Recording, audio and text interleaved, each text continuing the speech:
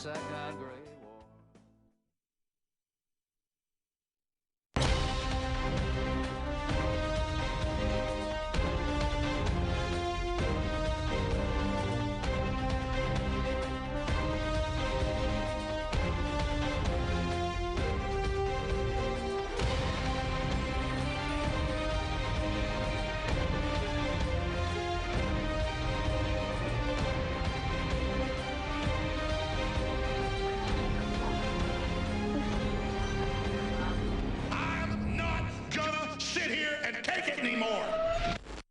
Welcome to the InfoWars Nightly News live coverage of the Iowa caucus, kicking off the 2016 election campaign. I'm David Knight. With me are Leanne McAdoo and Jakari Jackson. We're going to be covering this as the results come in. Now, they have just started the caucus at this moment. 7 o'clock Central Time is when the Iowa caucus begin. They expect this year they're going to have results early, and that's something we're going to talk about is what the caucus process is. And, of course, Microsoft's involvement in this. We're also going to look back at the history of the Iowa caucus. We're going to look back at what has happened in the last couple of weeks with the debates with the candidates. It's going to be a little bit more than just a horse race comparison. But, of course, this is now the actual horse race begins. Yeah. This is beyond the push polls, beyond all the pundits handicapping everybody. So now tonight it begins. Yeah, well, this will be very exciting. I know there's a lot of first-timers out there at the caucus that can't wait to be heard and have their voices raised there. And we're going to be seeing a lot of peer pressure going on. I guess that's how the Democratic caucuses go. It's more kind of you pressure your groups into voting for yours, or in the Cruz camp, you send out peer pressure mailers. Phony mailers, yeah. Yeah, and we'll also have Richard Reese, who's on the ground out there in Iowa, so he'll have a chance to give us an eyewitness take and also talk to the great viewers who are actually out there in the area. That's right. Now, tonight, we're going to take a look quickly at the difference between the Republican and Democrat caucuses, as Leanne just pointed out. It's a little bit different between the Republicans and the Democrats. When they get together in a meeting facility, the people in the small areas, as either Republican or Democrat, you can register at the door. And I think that's going to be pretty important because I think there's going to be a lot of Reagan Democrats who are going to be crossing over to vote for Donald Trump. And I think that's going to be something that's really going to be important tonight. Now, basically what they do for the Republican Party, they separate everyone and you can speak for your particular candidates. They have people stand up representing each one of the candidates, and then they just have a secret ballot vote. They put those in the boxes and then they count those and then they transmit that to the state party. For the Democrats, though, it's a little bit different. You want to tell us about that, Leanne? Well, we've got the total number of voters at the caucus. They're counted. The voters gather in a large room. They talk amongst themselves, and they convince one another how their candidate's the biggest, the baddest, he's the best one. And then they're asked to vote by grouping into little collectives of this is who I choose, this is who I choose. They can also stand in an undecided group at first. The number of people in each group is then counted off. Any candidate that doesn't have at least 15% of the total head count is removed.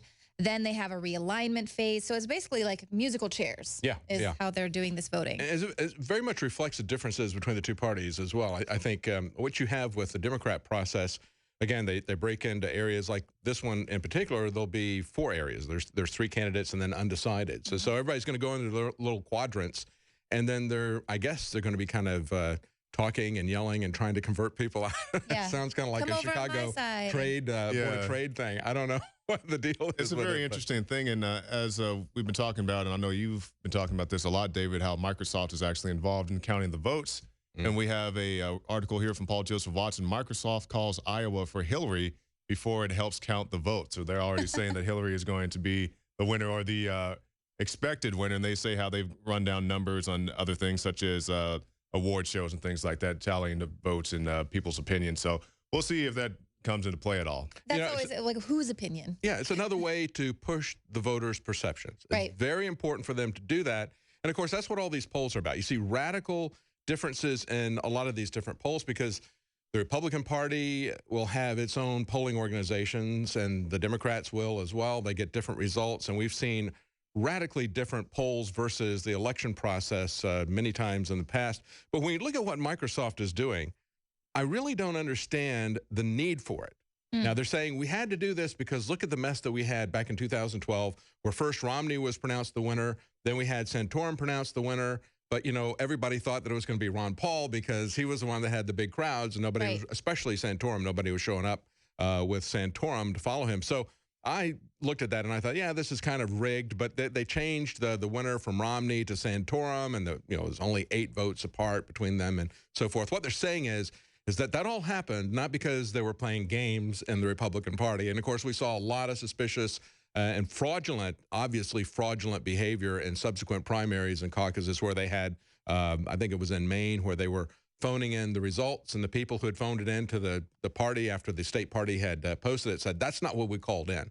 And so there was a lot of that sort of thing. But in Iowa, what they were doing is basically counting the votes and then sending it in with a touch-tone phone. And they said, well, they're not pushing the buttons right. That creates errors. And it's like, well, that's really easy to correct, isn't it? You can do a voice message for them, okay? You can use a fax. Morse code out of the Exactly. You could use a fax, you could use a text, you could use email. Maybe Hillary could help them do the emails. Right. But, you know, why is it that they have to have this special app on a phone or a pad from Microsoft? And I don't think they're really going to mess with it this time. They're going to gain people's trust with it this time until people don't really have a secondary auditing of this and really pay much attention. And then at that point, they can play some games when it's close. Right. Well, like there was the huge scandal with the voting machines and how Romney's son had ties to the voting machines. But then we see every election cycle, there are issues with that, where people who have been long dead for a long time have voted, and other issues like that. So none of these things, the glitches that we see with technology in general, there's a huge issue, and that's what's going to be tallying your votes. Why do we need to have electronic tabulation of this? I mean, this is something that is important enough. We can take the time to do it with paper trails that can be audited. Or if you want to get electronic, then let's have a system where we can audit and see how we voted. See so if our vote is recorded. Exactly. Right. Yeah, have a receipt that's printed up, something like that. But Bev Harris has said, hey, it's just paper slips. And people counting them, and people watching them counting them. And of course, there's a lot of different places where fraud can come in. You can have fraudulent voters with bad ID that's not checked. You can have ballot stuffing, and that can happen either at the polling place or it can happen while it's in transition. So you have to have somebody checking the custody of the votes until they are counted and audited and that sort of thing. So there's a lot of different places where they can mess with this. This just adds one more aspect that I think is totally unnecessary. Well, and I know with these voting machines, they have it to where whoever is running the precinct, they're supposed to be the only ones with access to the machines. And last time around, they had left them open, so anyone could get in there and change the numbers. Same sort of thing could happen with the back end of an app. So if you really want to prove that nothing nefarious is going on, leave it open. Have it open. Make it electronic. I was going to chime in and say also we've seen Project Veritas. They got the voting ballot for Eric Holder, up in Washington, D.C. So these things are very far from perfect. We don't have any type of verification or, as you were saying, David, ways to go back and double check. As you pointed out, Leanne, people who have been dead are actually voting in elections currently. It's completely ridiculous. Yeah, when they make it electronic, then what you've done is you've introduced a whole new set of problems on top of what you would normally have. There could be errors in the software itself, or there could be malicious hacking anywhere along the stream. And of course, who would think that in politics somebody would maliciously hack something? I mean, it's like, who would imagine? That's almost like being so paranoid that you would think somebody would be looking to find the Secretary of State's emails. I mean, who would want to look at her emails other than pretty much every other government on earth? So, I would be concerned about that. And others. We'll get to more on that later. Well, and I think it's interesting when they call the winners, they called the first 4 primaries for Donald Trump is what Microsoft is believing. They think he's going to run all of them. Of course, this month in January, we have the Iowa caucus, the New Hampshire, then we have South Carolina, then Nevada, and then we have a slew of states that are going to be voting in March. But they've said the first 4 would be a run-up for him. And, of course, that's the importance of these things, is trying to create a perception with the donors, with the voters, of who's in front. Right. And that's, as you said, it's a perception. Just like when we saw Ron Paul in the last election, they tried to keep up the perception that he didn't have any support, even though he would go out to these college universities. He'd have the largest crowds by far. But nobody showed up for Ron. Right, and I know that Alex did a report there in 2012 about them actually giving his votes to another candidate. A huge scandal there. And, just whatever. He didn't even exist. He wasn't even shown on the polls there on MSNBC or CNN. Like Well, so they're promising tonight that we're going to have the returns fairly quickly. So the caucuses started at 7 o'clock. They're saying they think returns are going to start coming in at about 7:30. So we're going to keep you advised as to what happens with that. Now, the interesting thing is that as this is coming to fruition, we see that as some of the favorite establishment candidates like Jeb Bush are falling by the wayside, the donors are starting to move to Rubio and to Ted Cruz. And who is it that we have on the line? We have Richard Reeves. Let's go to Richard Reeves in Iowa. He's there on the ground. Yes, sir, David, and I'll have to speak quietly because the caucus is underway here. We are at Fair Meadows Elementary Gym in West Des Moines, Iowa, at a Republican caucus. The precinct chair is currently administering the meeting, and they are starting their business. They opened up with a pledge of allegiance, and it won't be long, and we'll be seeing some voting happen right here in Fair Meadows, West Des Moines. Very interesting. Richard, they're going to be putting, they're going to have some people that are going to be speaking. Is that correct? For each of the candidates, that's what I understand. And then they will take a ballot and stick that in the ballots. Is that correct? That is correct. They're supposed to have speakers theoretically for each candidate. I suspect that there may be a few candidates maybe don't have speakers, but I think they allowed 2 to 5 minutes per speaker, and it'll be interesting to see. We should have that start up here, I guess, pretty soon. About how many people are there? Is it a big turnout, or is it considered a light turnout? They've got the gym full here, and I know. Oh yeah, it's a lot of people. Yeah, at this elementary school. They've also got a Democratic caucus going on in another part of the school, and they were lined up outside the door, out the front door there. So I think the turnout on both sides is going to be pretty big, David. You know, the Democrat one might actually be more interesting because that's where they don't have a secret ballot. They just basically kind of negotiate back and forth, trying to convert each other as they're standing there. Yeah, and we know a lot of people are feeling the burn. It might be a lot of peer pressure, a lot of herd mentality type of things, like you always see the Democrats doing.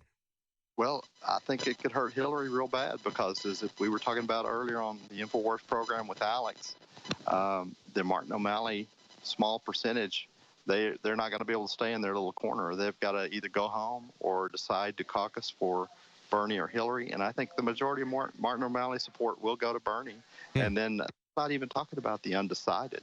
I think the undecided, if they're undecided at this point, then, they're not liking Hillary. So I think the majority of undecided, after it's all said and done, the majority of undecided and the Martin O'Malley faction, I think it's going to go to Bernie. That could just be what Bernie needs to put him over. And wow, wouldn't that be something? I think we're going to see a shakeup in Iowa. I think Hillary. It'd be interesting.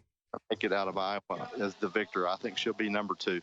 It'd be interesting because if she loses Iowa and she's quite a bit behind in New Hampshire, even if she wins in South Carolina, that starts to take momentum away from her. Even if she wins that, I mean, if we wind up with Sanders and Trump, Bloomberg has promised that he will come into the race. So then things will really start to get crazy. Wow. Now that you bring that up, I mean, it's too bad I'm in this location, because what I would do right now is I would just do my Bob Barker imitation from The Price is Right. Bloomberg, come on down. That's right. Yeah, that's right. So to get a sense of it, then you would say then that looks like, from what you're seeing there at that school, that there's heavy turnout, because they were concerned in some places there was going to be heavy weather with blizzard or whatever, and it's very dependent on the turnout as to which candidates look to do well. Many people think that Trump and Sanders will benefit from a heavy turnout. Well, it looks like the weather's held off, at least here getting to West Des Moines. It's 33 degrees, foggy, but not any real precipitation, just a little bit of foggy mist. Now, in western Iowa, potentially where that front's coming in from the Omaha, Nebraska direction, they're supposed to see this front first, and I haven't tracked the status of that front, but potentially in western Iowa, there's a little bit of a problem, but probably at least 3/4 to 2/3 of the state should be good to go. There shouldn't be any problems as far as people getting to their caucus locations. So it's western Iowa. Is that more of a rural area or an urban area? Do they have large cities over there? Western Iowa is definitely more rural. As a matter of fact, is that too loud? Okay, they're saying I'm too loud. Eastern Iowa is populated. For instance, I was staying in Iowa City, and you've got more cities there. And so basically, eastern Iowa is more populated, but it's all important. It's all critical. Well, it's very interesting. Thank you, Richard. And I know that they're trying to get things underway there, and they're concerned about how loud you're going to be. So we're going to give a little bit of a break there and get back to you in a few minutes. Very good. Thank you. Thank you, Richard. Might get on the Democratic side. It might be louder over there. Yeah. Yeah, exactly. Probably yelling at each other over there. Yeah, it'll be a little more. It'd be very animated. I would like to see what's going on with the Democrat side. I wonder if it would be really envision what that's like. Let's go to our own Darren McBreen. He is at the station monitoring things. Darren, are you looking at social media? Yeah, that's right. Darren McBreen once again from our Twitter booth here at the NoWorldOrder.com studios in Austin, Texas. For the next couple of hours, I will be monitoring Twitter and Facebook, as well as keeping a close eye on basically social media's reaction to the Iowa caucus. Once again, as usual, the talk of the town is all about Donald Trump. So we're going to find out whether his gamble is going to pay off. We all know that last week he boycotted the debate on Fox News, and as a result, the mainstream media is basically saying he's a runaway cannon, or he's a loose cannon, is what they called him. And also, what's going to be very interesting is the Democrat side. The race towards socialism continues. And Hillary Clinton and Bernie Sanders are pretty much neck and neck right now. However, we did find out from Hillary's friends at Microsoft, they have already declared her the winner. So we're going to find out what happens there. But should be interesting. Typically, the Iowa caucus, it kind of foreshadows who's going to be our next president. But not only that, it thins the herd as well, because there will be less candidates. Because what happens, those who get beaten really bad or poll the lowest, they tend to drop out of the presidential race as a result of the Iowa caucus. So after tonight and the next couple of days, we're about to find out who's going to be among the real presidential frontrunners. Well, I think it's good we have a chance to thin out the herd. Absolutely. It's we talk about, we do all these debates, we got to go through each candidate and talk about all their disqualifiers. So if we can narrow it down just a few, I think that would help a whole lot. Well, as many people have said, I think it was originally the Des Moines Register said there's 3 tickets out of Iowa. We heard Huckabee say that. I don't think he's going to be one of the 3. He's way down. But, of course, the top 3 appear to be Trump, Cruz, and Rubio, with Rand Paul moving up quite a bit this last week. It looks like the fact that Donald Trump skipped this last debate really seemed to help Rand Paul. First, it moved him up considerably in the polls when he was left out of that first debate, because he utilized that time very wisely to take questions on social media and to talk about issues in a thoughtful way that would not be allowed in a debate, as sad as that is. The debates really don't cover much in terms of issues. They don't allow what's your favorite fantasy football team? Yeah, exactly. They don't allow the candidates to get out of this really tiny, narrowly defined set of issues that they talk about, not only every election cycle, but every one of the debates. Tell us what your tax plan is going to be. Tell us what the levels are and the rates are and so forth and so on. And they all brag about that. If they're a governor, they brag about how many jobs they personally created in the state. It's just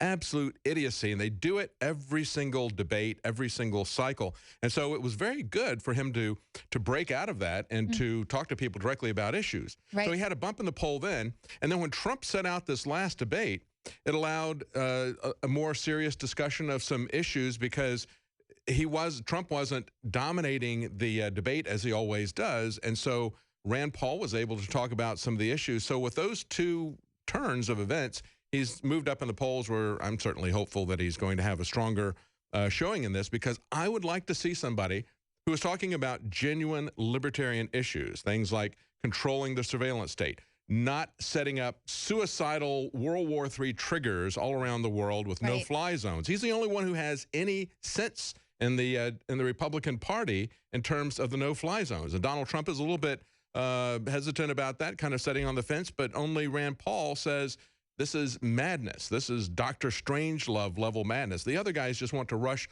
full on. They don't think that Obama has done enough in terms of the number of wars that we've gotten ourselves involved in. Well, they want to make sure that the military-industrial complex is well fed. That's right. That's right.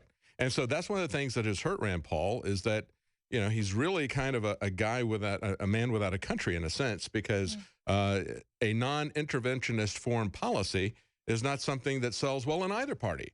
both parties really want to have a war, or really war parties with that. But he also looks at the war on drugs issue and so forth and so on. Now, when we look at what's going on with Trump and Cruz, I think it's interesting that first, Cruz, in terms of, he's come out very strongly against ethanol subsidies, okay?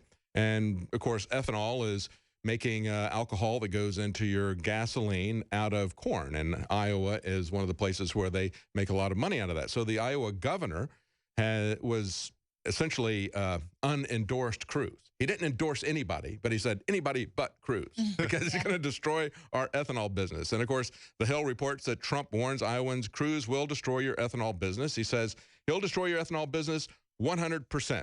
The oil people are funding him, and they don't want ethanol, your ethanol business. If Ted Cruz gets in the White House, will be wiped out within 6 months to a year, the ethanol business. So, you know, that's one area where actually I think Ted Cruz is right, okay? But then he turns around, and because he is, that puts him at odds with Big Agra in Iowa, he comes out and he throws this speech out about GMOs, saying don't let anti-science zealotry shut down GMOs. So he's out there trying to win back the support of Big Agra. Absolutely amazing what he says about GMOs. He says people who oppose GMOs want to buy organic food can do that. Well, not if you have the DARK Act. Right. If that shuts down your knowledge of what's in this product. Yeah, exactly.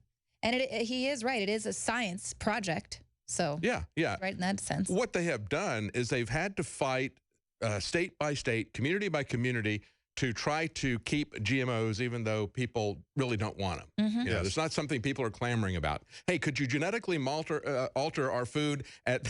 And they at least want to know about it, because we've seen the initiative shot down in places like California, and the excuse is, well, it's going to cost all this millions of dollars to repackage the food. Every time you have a big bowl game or you have a new movie come out in the summertime, they repackage the stuff anyway. So how hard is it just to put a little sticker on there? And it's not like it's going to make people who are just going to eat whatever they want anyway. On the McDonald's drive-through windows in California, it says right there on the window, ingredients in our food are known to be possible carcinogens. And, you know, it's like, it's right there, the label. You people might still get smoke cancer cigarettes from eating. Yeah, that's right. But wouldn't it be possible for us to know? I mean, they don't want us to know. And, of course, there are agricultural communities, like in Hawaii, where they came in and they said, we are going to ban the growing of GMO in our community because it's going to cross-pollinate onto our crops that we're trying to grow that are not GMO. We're trying to grow a healthy premium product here. So they shut it down there. They have tried to shut it down with labeling at various state levels. And so what the industry has done is to go to Washington and say, we want you to pass this act that will prohibit states from making any kind of regulation about labeling of food at that level, essentially shutting down the 9th and 10th Amendment so we can make this, put this stuff into the food and not tell people that it's there, because we think if we tell them, they're not going to want to buy this food. I mean, that is fundamentally dishonest. And, of course, they're not even going to stop at the national level. They want to go to the international level. That's a key component of these trade partnership treaties that are about to be run through. And we can talk about how things are going to change one way or the other, depending on who gets elected as we look at some of these issues. But when you look at this and you look at what Ted Cruz is saying, I mean, he is simply out there for this particular special interest group and another special interest group. And that's why all the big money is moving to Rubio and Cruz as Jeb Bush is biting the dust. Yeah, it's really interesting to watch. And, of course, you know, you're speaking about those international tribunals there with the Trans-Pacific Partnership. So if you're a country that decides you don't want genetically modified foods, well, then now companies like Monsanto or Dow Syngenta can sue you.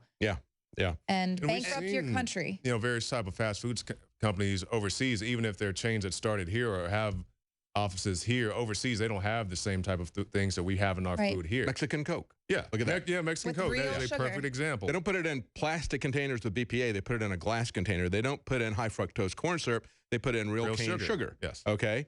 And so there's some other stuff in there that's not too good for you. Chocolate, you know, as chocolate from other countries is so good, but here it's got a weird chemical taste to it. But when we talk about GMOs, the things that concern people about it concern them in terms of destroying our food supply, as well as what other things are going to be introducing into it.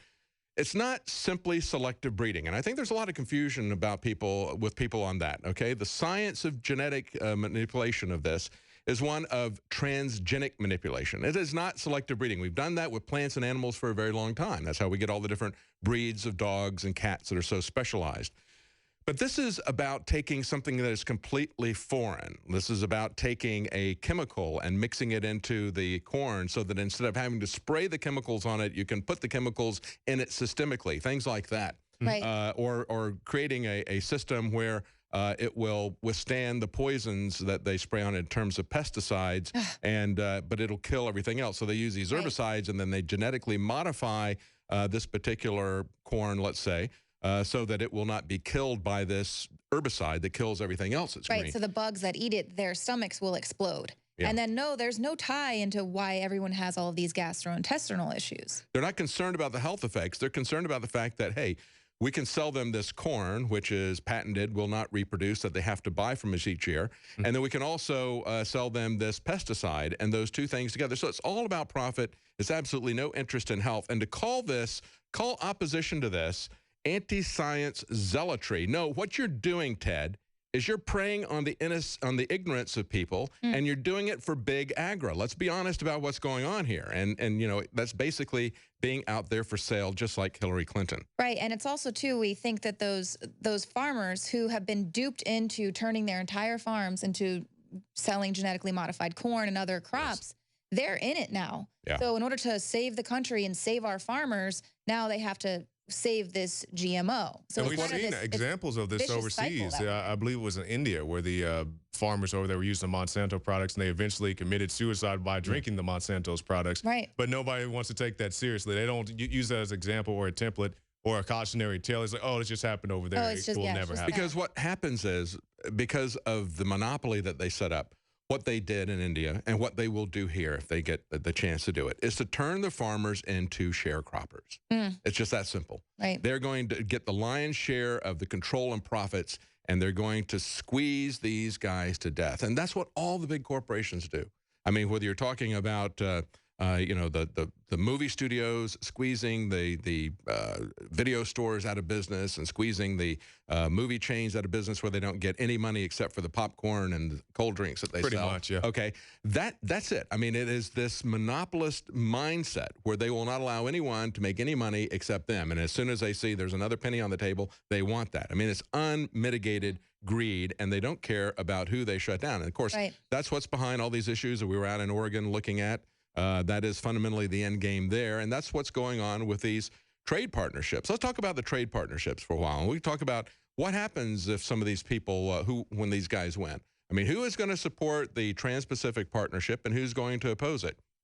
Let's put it this way: who is going to oppose it? As far as the way you look at this, I can see that Rand Paul appears to be opposing it. He opposed at least the process that said this is not a treaty. Let's fast track it. And he said, no, wait a minute, this has been done in secret. There's no reason we should shut down the ability to offer amendments to it after we see it. And that's sort of, it was a very raw deal in terms of that process. He voted against that. Right. Well, similar to what we're seeing Pelosi say, you have to pass it so you can find out what's in it. Yeah. And that turned out so great. And of course, Hillary, for years and many votes, she was very much for the Trans-Pacific Partnership until just, I don't know, maybe 6-7 months ago, she finally said, oh, well, I've changed my mind. After it was already all she says she's changed her mind, but we know, was authorized. Yeah, we know that she's going to change that. As a matter of fact, we got a clip of Hillary talking about how she cannot be bought, and we should play that here. But I think that is something where she's going to flip that position. Bernie Sanders, I believe, says he's against the TPP. Again, as I said, Rand Paul, I'm not really sure how he's going to vote on the TPP, but he voted both times it was up against the TPA. The other senators who are running, Rubio, voted both times for it, and that is essentially a vote to subvert the constitutional process by saying this isn't a treaty. We don't need to have 2/3 of the senators vote for it. We're just going to have a simple up and down vote. And then we had Ted Cruz, who has been for it before he was against it, as they would say. Okay, so he's been on both sides of this issue. He did not oppose it on principle, constitutional principle, saying, wait a minute, there's a process in the Constitution by which we ratify treaties. He didn't oppose it because it was secret. It had something to do with the Ex-Im Bank, and he came in at the last minute and changed his vote because his vote really didn't matter. They had so many votes that they could pass it. But just this, like of course, not showing up there for the audit the Fed bill. Exactly, exactly. This is what Hillary says about whether or not she will be able to be bought by the bankers. Campaign trail, how do you answer that charge that Senator Sanders has made that you're in the pocket of Wall Street or beholden to their interests? Well, look, anybody who knows me knows I'm not in the pocket of anyone, and anyone who thinks they can influence me, anyone who knows me doesn't know me. But what I do think is interesting is I've laid out the most comprehensive, toughest, effective plan to make sure Wall Street never wrecks Main Street again. Don't take my word for it. That's what Paul Krugman and Barney Frank and others have said. But the really interesting part of this is how the Republicans have now been running about $6 million of ads against me. Yeah, of course she can't be bought, right? But of course, we had Donald Trump. They said she was at your wedding. I paid her to be there. Yeah, and she came back and said, "Well, I didn't buy him a gift." Oh yeah, that's right. It makes it all better. But I mean, that was one of the best put downs I've ever heard. I mean, it's like saying, you know, yeah, I hired her to sing or whatever. She was part of the paid staff, the entertainment. I hired her to be there. And of course, you know, we know that she is available. She may not be able to be sold. She may not be for sale, but she can be rented by the hour. Well, she's made millions of dollars in speaking fees for banks where she's given speeches that aren't even an hour long, makes millions of dollars. And we've got this article up, I believe Steve Watson wrote it, that she received $6 million from Soros last month. Yeah. So, absolutely. I mean, billionaire leftist George Soros gave her $6 million. Right. No, she can't be bought. He's not the man behind the curtain there. I wonder, you know, if $6 million doesn't do it, I really wonder what her price tag is. You know, as they say, we're just haggling over the price. Well, it's not just her. We've seen Bill as well. They get paid these outrageous fees. You know, he goes overseas. Sometimes they give the speeches, as Leanne alluded to, are very short in length. So, yeah, I would say that these guys can be bought off. $125 million in speaking fees since her and her husband have left the White House. Yeah, that's when they were nice. dead broke. Yeah, yeah, dead broke when they left. Yeah, just give a few, and we haven't gotten any returns coming out. We should be getting returns in pretty soon. About 7:30 is when they said they thought they would start to collect these. Have we heard anything from Richard in terms of? I was wondering if he could get into the Democrat caucus. I'd like to. He's still the same one. If you guys can talk to him, see if he can mosey over to the Democrat caucus, because it might be more cacophonous. Yes.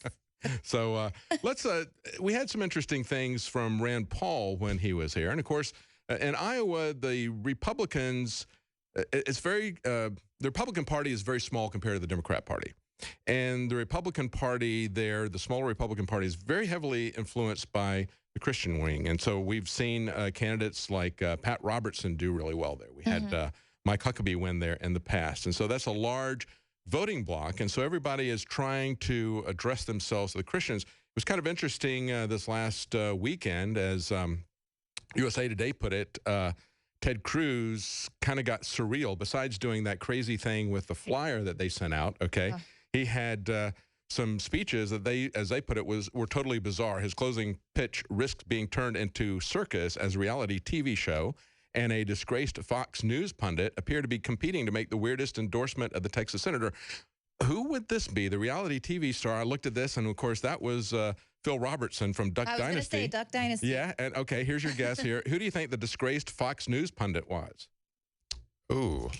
Oh, I can't. Dan Rather. No. Glenn Beck. Really? It's Glenn Beck. I was trying to think the one that always said he was like at some famous event and wasn't there. Yeah, so you got one guy has a beard and one guy is a beard. So, you know, that's the two that they had there. Wow, interesting. So, yeah. So Beck has been strongly in Cruz's stand. Right. Yes, but one of the things that they talked about here, which I thought was a pretty good way to put it, was biblical correctness.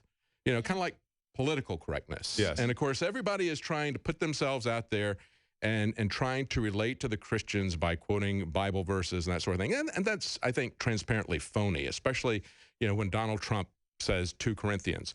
But what offended me far more than that was the fact that Ted Cruz would basically troll him on that. And I got to say, as a Christian, that offended me so deeply to see him mocking someone who obviously, you know, everything that Donald Trump says makes me believe that he hasn't really got much of an understanding or relationship with Christ.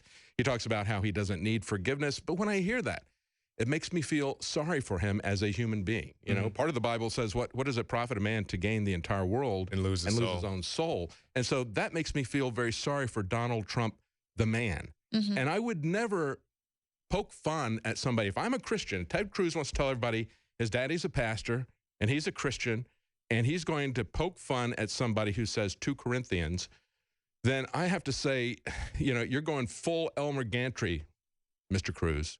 You know, this is using your Christianity to try to get people to vote for you. And I have seen Christians taken advantage of so many times by people who parade their Christianity out there, trying to sell something, whether it's a car or whether it's themselves, trying to parade that out there and use it as a con. Let's hear what Rand Paul had to say with the Christian clip. Hey, before we go to that clip, guys, we've got some text updates from Richard out on the road. Okay. He was saying that there were no speakers for the caucuses for Fiorina or Kasich, but there were big applauses for the Rand Paul speaking. Really? And that the results of this caucus that they're at now won't be taken until all the candidate representatives have spoken. Okay, all right. But there's nobody speaking for Carly Fiorina and who else? Kasich. Kasich. Okay. And perhaps if we look at this no speaker poll, for Santorum as well. No speaker for Santorum. No speaker for Santorum. Yeah, he's less than 0.5%. I mean, he is flatlining big time. This is the guy who won last time. We're supposed to believe, right? Yeah. I never believed that Santorum won. The night before they held the caucus in 2012, everybody was laughing about the fact that Rick Santorum went with his crew and a TV crew into a bar, and everybody, first of all, most of the people didn't know who he was. The people who, you know, who might have known, they were all telling him, sit down, shut up, you're in the way, we want to watch the game, get out of here. I mean, there was nobody that was the least bit interested in him the night before, and we're supposed to believe that he won when you had these massive crowds for Ron Paul showing up. I mean, it was just, I thought it was just absolutely criminal last time, so. If we go to the these polls here, can you open it up to where it shows all the results? Because they're only going to show their favored 3. Oh, yeah, that's right. They're only going to show, Well, it's a little bit early, so we're not really going to have much in terms of that. Let's hear what Rand Paul said in terms of this Christian quote here.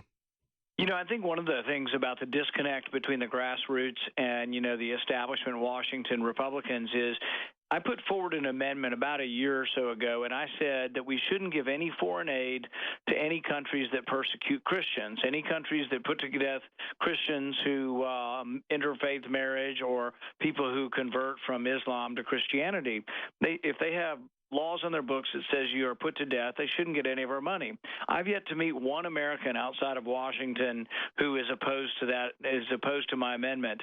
And yet in Washington, when we voted on it, 18 senators voted to continue sending foreign aid, even if the laws of the country we were giving the money to were to persecute Christians.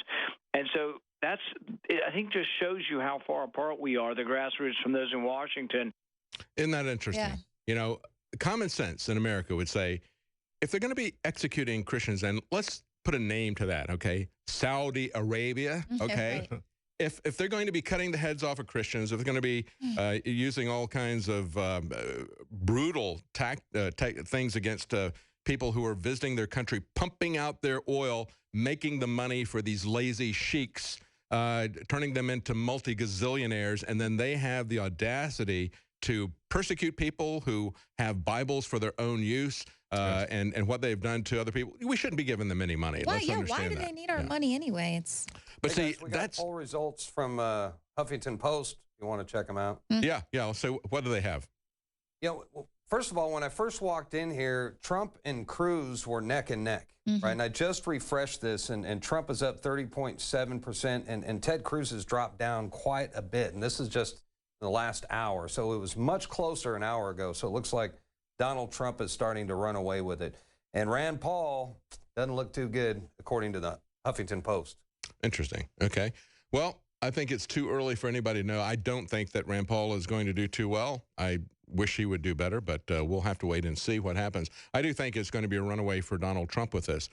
Do you think, David, that Rand Paul made a mistake by going against Donald Trump so much? Do you think he should have? I was very much put off by that very first exchange. I remember when the very first debate, the very first question, they asked Donald Trump, Or they asked everybody, raise your hands, like the kids in the school, raise your hands. Would you run as an independent if you don't get the nomination? And I think it came across really well for Donald Trump. He was honest about it and said, yeah, I would. He raised his hand. With all of that peer pressure there at the, across the stage, he raises his hand and said, yeah, I would if I don't get it. I would. And that's one of the things I respect about the guy. Like I said, there's plenty of things he says that I don't agree with, but I do respect his honesty. Exactly. Right. And what I didn't like was Rand Paul immediately getting so upset and screaming across at him. And I looked just like, why is he that upset about that? I don't really care about parties. And I thought that one of the things that appealed to me about Ron Paul was that he transcended this kind of party loyalty. He would talk about issues. He had issues that were important to him. He resigned from the Republican Party when they went back against everything that they had promised. It was 3 terms after Ronald Reagan had been elected. He was very concerned that Ronald Reagan had betrayed the public. He was going to get rid of the Department of Education. He was going to balance the budget. He was going to do a lot of things that he didn't do. And, of course, Ron Paul had supported Ronald Reagan in '76 when he lost, supported him again in 1980, but then resigned and was very critical of Ronald Reagan not fulfilling his promises, as we now see over and over again from GOP politicians, as well as the rest of the GOP. So he resigned, and then 2 years later he ran as a libertarian for president, and he didn't win that, obviously. Didn't even come, I think, more than 1% because it's difficult with a third party. He eventually got back in as a Republican congressman, but he was not tied up into the party establishment. And that, when I watched Rand Paul's reaction to that, that really got me concerned about Rand Paul. Is he willing to sell out his principles for access? Is this right? Why is the party that important to him? And that really concerned me when I saw it. So I think from the very beginning, I was concerned about it. I don't think Rand Paul is perfect. I don't think any of these guys are perfect. I think we need to talk about where they're right on issues and where they're wrong on issues. He has been the only person who will talk about some issues that I think are vital to this country that will determine whether or not we continue to exist as anything that is even remotely recognizable as America. I don't think we will, quite frankly, because nobody else is talking about it. When he puts these issues forward, he doesn't get any traction. Well, the fact that we've got a Democratic socialist as the front runner there, neck and neck with Hillary Clinton, that's pretty shocking. And the support for Bernie Sanders is predominantly for the young. They said if you look at the Democrat supporters, it splits between the young and between somebody who identifies themselves as a female. Then it splits. We have Richard back with us now? Did you say? Okay, I guess not. Oh, there he is. Richard is there. Okay, let's go back to Richard. Richard. Sure, David. Well, it looks like they've actually finished with all the speakers. It is hard to hear in the gym because the people administering the event do not have any amplification. So any noise in this gym, the acoustics, everything else drowns out the speaker up front. So therefore, obviously, we had to be very quiet. And then also, like I say, right now, they are physically, literally passing out those paper ballots where people are going to fill out and put the name of their candidate. So I'll tell you what, I think within the next probably 15 to 30 minutes, we're probably going to have some numbers here from this event. So it's going to be very interesting. I did hear you talking about Rand Paul earlier, and it has been frustrating that Rand Paul hasn't taken an approach that I think would lead him to a higher place in the race, or even get more issues out there. Like I was talking to Alex during the show today, I wish Rand Paul would have just hit barbed wire on all kinds of these: 9/11 truth, GMO, fluoride in the water, eugenics, vaccines, the whole litany of everything that's going on. The New World Order out there creating ISIS and funding ISIS and weaponizing ISIS. He did bring that up. Yeah, he's kind of gone into, he's moderated his dad's positions on a lot of issues. It's like, yeah, I'm still for, I still understand the issue with the Fed, but let's, instead of maybe, ending the Fed, let's audit the Fed and kind of leave it at that. So, he seems like he's pulled back a little bit there because I think he feels like the libertarian base has nowhere else to go. And I think he's unfortunately right about that. But I think it's also undermined his support with his base as well. Well, right. I think he would have had a bigger support, bigger base. So, Yeah, I think that it was a mistake. I mean, look, he had a heck of a platform last Thursday with Donald Trump leaving the big vacuum. It was time for Rand Paul. Just, this is it, Rand Paul. This is the big show. This is the Super Bowl. Last Thursday, the Fox debate, Rand Paul should have launched on all guns. And that's my opinion. I just think that he missed one heck of an opportunity. I just hope he gets another at that level. But, you know, I don't think Donald Trump's going to miss many more debates. So he may not have as good an opportunity. But I do think this, based on the attendance that we've seen, Matt and I have been going to a lot of events, and Rand Paul had a terrific turnout the other night in Iowa City on Saturday night. Oh, we'll have to see. We'll have to see what happens. Let me ask you, Richard, can you pop in and out of the caucuses there? You said there's a Democrat caucus there at that school. Is it possible for you to leave this one and get into there a little bit and give us a view of what's going on with that? Supposedly they've locked the doors. I can check. No, I check it. I will text you guys. I will let you know via text. Okay. I guess once they get into it and they start yelling and screaming and doing the Chicago. Well, they got to be able to. They don't want anyone else coming in and saying, "Well, wait, you were just in this group, and now." Yeah. They got to keep them separated. Yeah, it's a very different type of approach between the two different parties when they caucus. I guess reflecting the character of the two different parties. I want to take a look real quickly at how relevant this has been to who goes on to win out of the two parties for a few elections going back here. Guys, get that Fred Thompson clip thing ready to run. When we look at the Democrats, of course, we had Obama win in 2008 with 38%. Hillary Clinton came in third with 29.5%. Before that, John Kerry, who went on to win the nomination, won Iowa. Before that, Al Gore did it. So for the Democrats, it seems to be pretty consistent that the ones who win the Iowa caucus have gone on. The exceptions were 1992, where an Iowa Senator Harkin got 77% of the vote. And, of course, you know, he was a home senator, so that's to be expected. Bill Clinton only got 3%. Wow. He came in third and only got 3%. In 1988, Gephardt got 31%, Paul Simon 27%, and Dukakis, who was in third place at 22%, went on to get the nomination. But when you look at the rest of these, Mondale, Carter, they overwhelmingly won the Iowa caucus on the Democrat side. So Iowa is predominantly Democrat. And the winners, for the most part, have gone on to win the nomination, and in many cases the presidency out of Iowa. Now, we look at the Republicans. Of course, we had that train wreck in 2012 where we were told that Romney had won it. Then we were told that Santorum had won it. I really believe that Ron Paul did. I always believe that he did. But nevertheless, that was a train wreck then. When we look back in 2008, Huckabee won. McCain came in fourth place, even came in behind Fred Thompson. Now, Fred Thompson, many of you may remember, he just died this last fall in his mid-70s. He had been a lawyer with Nixon. He had been a lawyer in real life. He'd become a senator, an actor. You've seen him in Law and Order and a lot of other things. And then he was running in 2008. And here's a little backroom negotiation. As they're shooting the commercial, this is how it looked with Fred Thompson. Fred Thompson, take one. I'm Fred Thompson, and I support a woman's right to choose. Cut! Fred, baby! You're not a lobbyist anymore, and you're not running for the Senate either.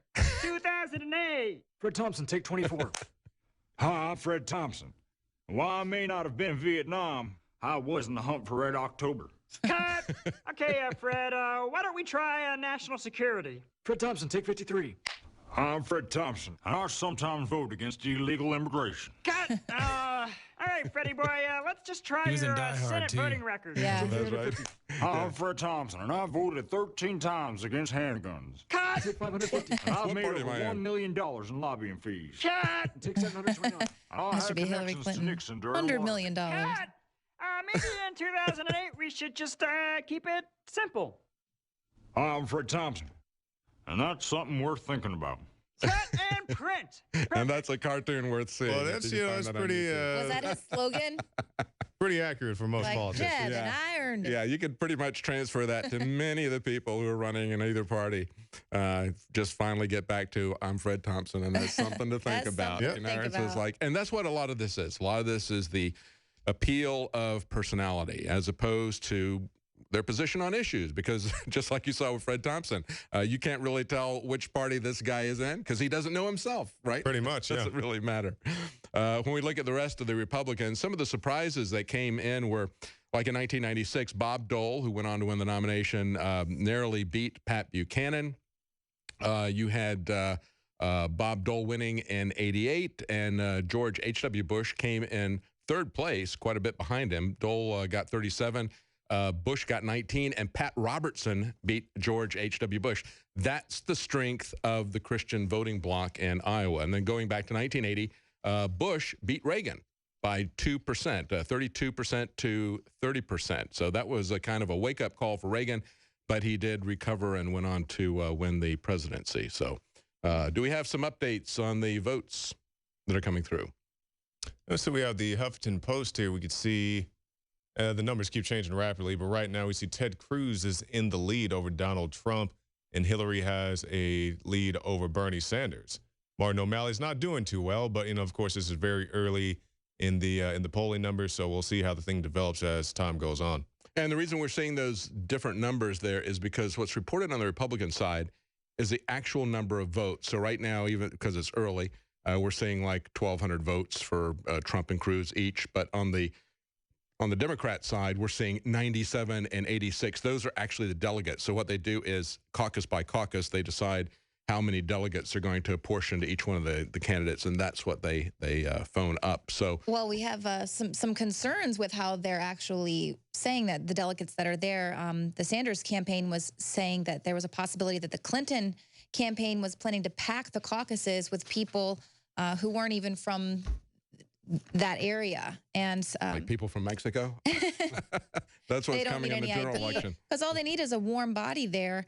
But this is a resident who said he received an alarming letter that urged him to caucus for Clinton, and identified a non-resident as his local precinct captain, who now they're concerned that they're just kind of bringing in warm bodies to pack the caucus. You know, my grandmother was a Republican until the day she died, and then she started voting Democrat. That's funny, Darren. According to the, I'm looking at Microsoft's crystal ball. It is still correct. They have Hillary up ahead of Sanders, but it's closer than I thought it was going to be. Yeah. Yeah. Interesting. Well, I guess behind us we're getting some feed of. They're counting the votes here.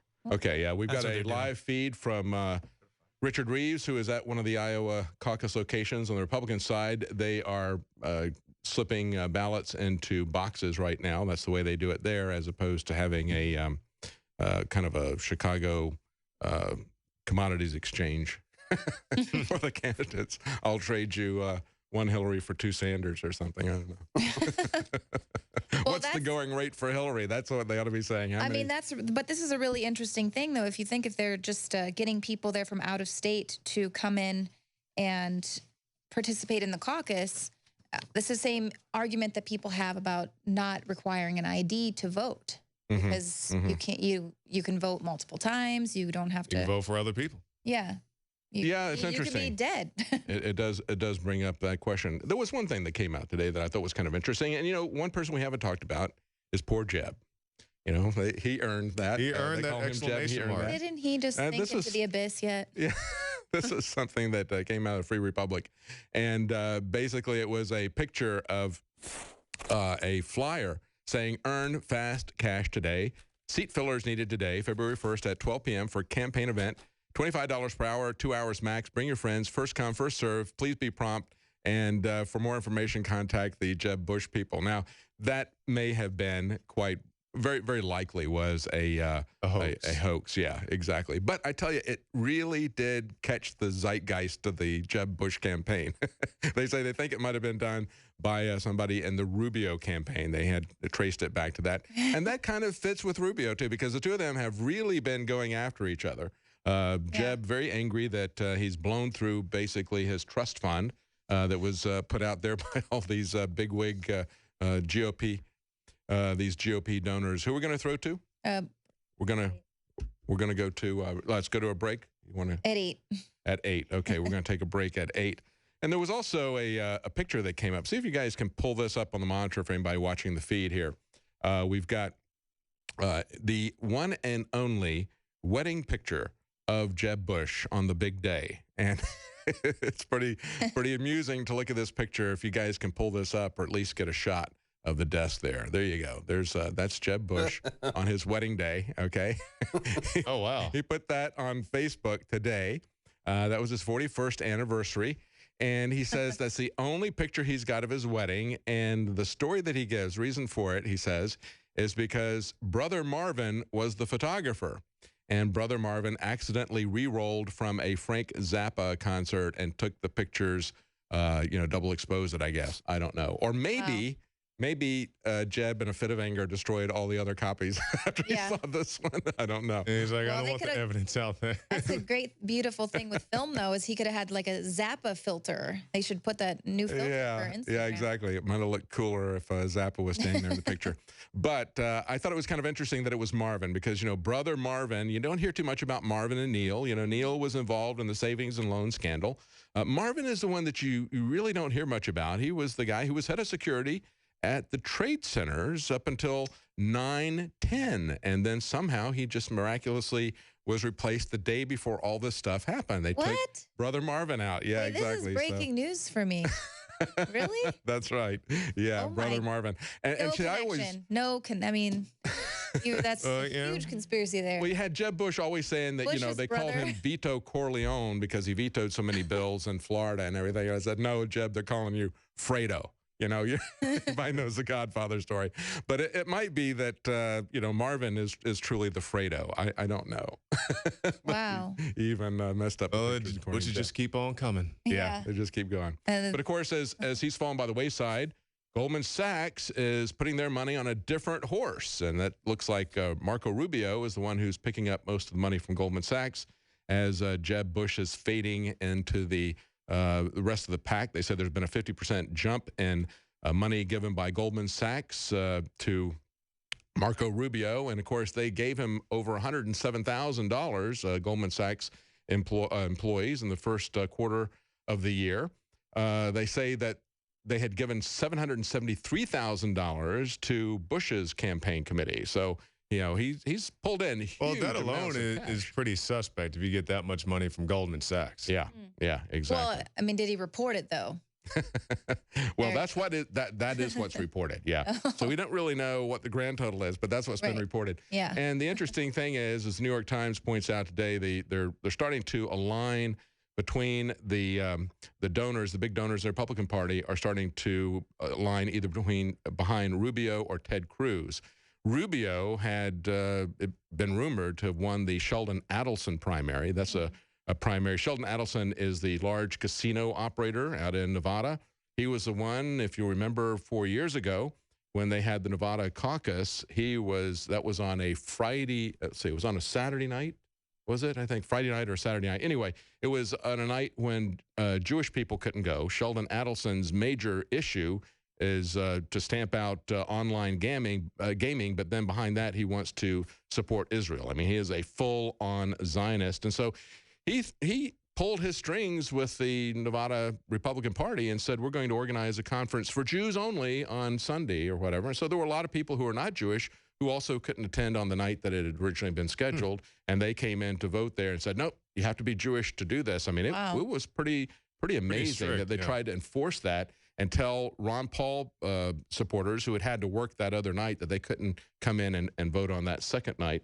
And he gave $10 million in the last cycle to Newt Gingrich. He was the one that they put their money on in the last cycle.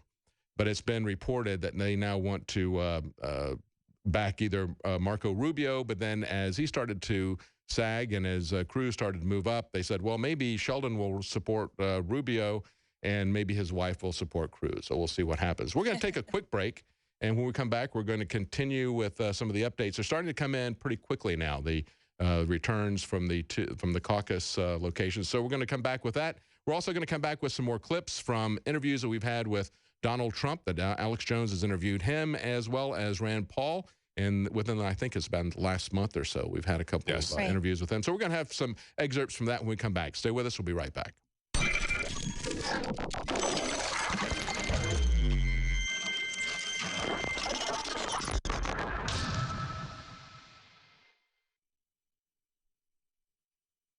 Clean, pure drinking water. You can't survive without it. But where do you get it? Alexa Pure Pro is a brand new, groundbreaking, gravity-fed water filtration system that is like no other. The Alexa Pure Pro transforms water from virtually any fresh source into clean, healthy drinking water, pairing the unprecedented superfiltration power of an all-new gravity block core with a hybrid chromatic shell. It removes up to 99.999% of impurities, including bacteria, viruses, fluoride, disinfectants, volatile organic contaminants, and hormones.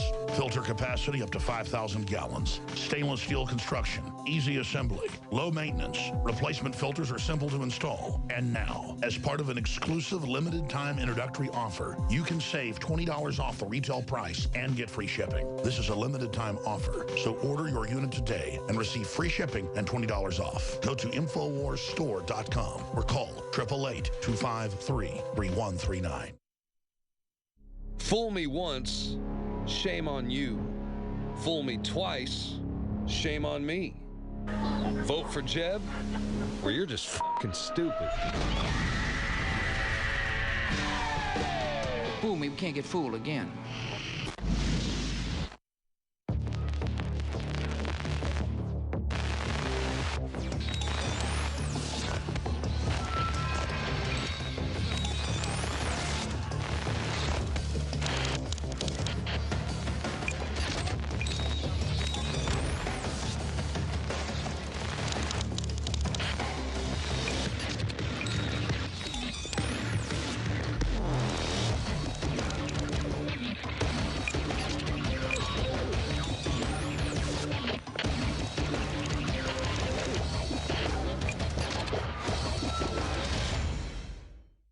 The knowledge of the ancients, tried and true, trusted herbs and extracts fused with the latest nutraceutical science. Introducing the all-new Ancient Defense Herbal Immunity Blend, crafted with over 14 key ancient herbs and extracts to supercharge and prepare your body for what experts admit is the most dangerous season of the year. We have rejected hundreds of other formulations in our quest to bring you what is simply the most powerful and comprehensive proprietary formula that we have ever created in the realm of herbal immunity. For the last 2 years, our team has been working with top doctors, nutritionists, and chemists to develop the ultimate nutraceutical formulation. Experience the benefits of combining over 14 ancient herbs and extracts with exciting new advances in nutraceutical science. Now is the time to secure Ancient Defense for you and your family.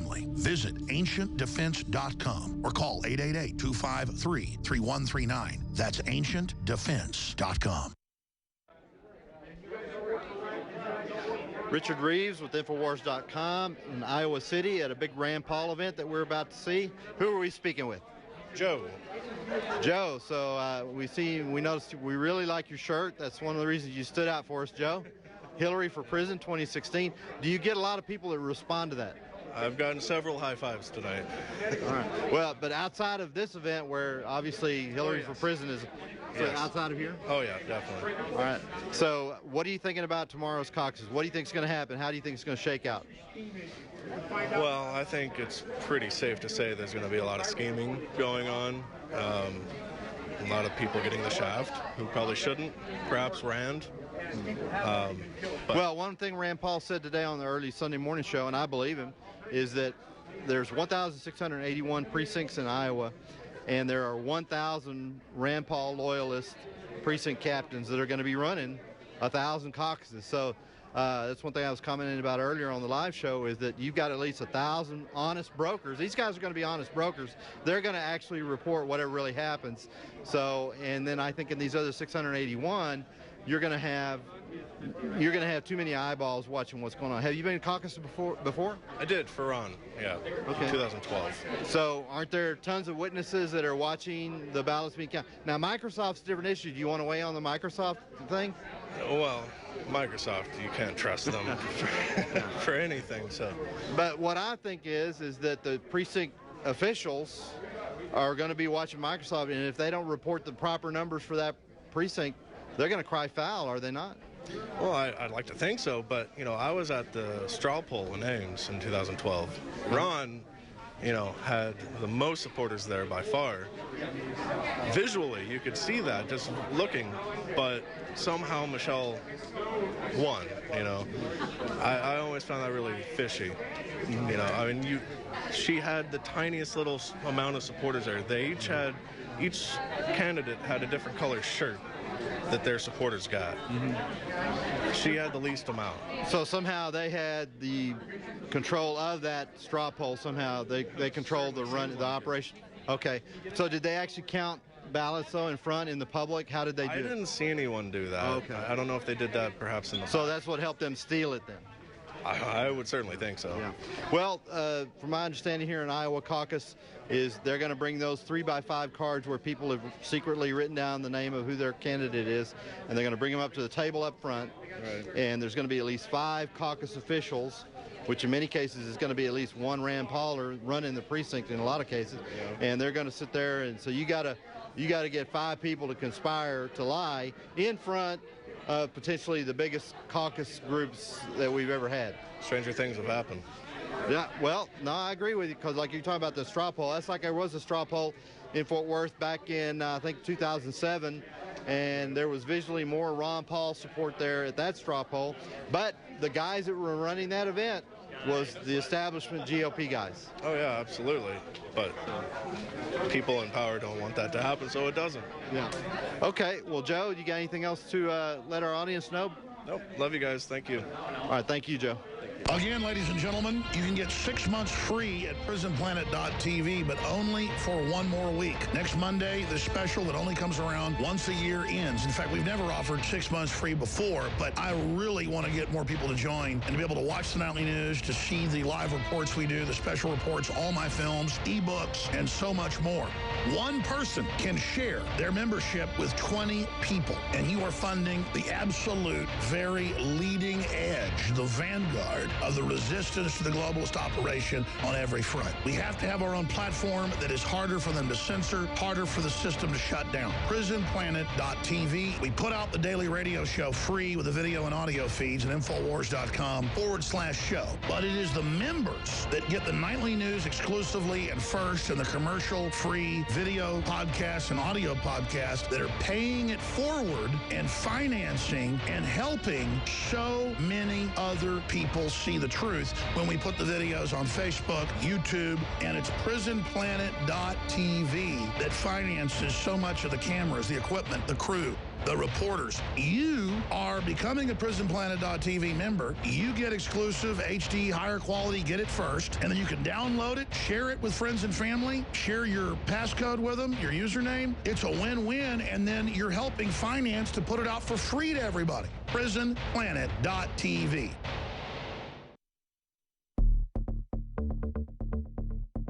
It's never going to get any better. Don't look for it. Be happy with what you got. Because the owners of this country don't want that. I'm talking about the real owners now. The real owners, the big wealthy business interests that control things and make all the important decisions. Forget the politicians. The politicians are put there to give you the idea that you have freedom of choice. You don't. You have no choice. You have owners. They own you. They own everything. They own all the important land. They own and control the corporations. They've long since bought and paid for the Senate, the Congress, the state houses, the city halls. They got the judges in their back pockets. And they own all the big media companies, so they control just about all of the news and information you get to hear. They got you by the balls. They want obedient workers. Obedient workers. People who are just smart enough to run the machines and do the paperwork, and just dumb enough to passively accept jobs with the lower pay, the longer hours, the reduced benefits, the end of overtime, and the vanishing pension that disappears the minute you go to collect it. And now they're coming for your Social Security money so they can give it to their criminal friends on Wall Street. It's a big club, and you ain't in it. You and I are not in the big club. The owners of this country know the truth. It's called the American dream, because you have to be asleep to believe it. But I'll tell you what they don't want. They don't want a population of citizens capable of critical thinking. They don't want well-informed, well-educated people capable of critical thinking. They're not interested in that. That doesn't help them. That's against their interest. That's right.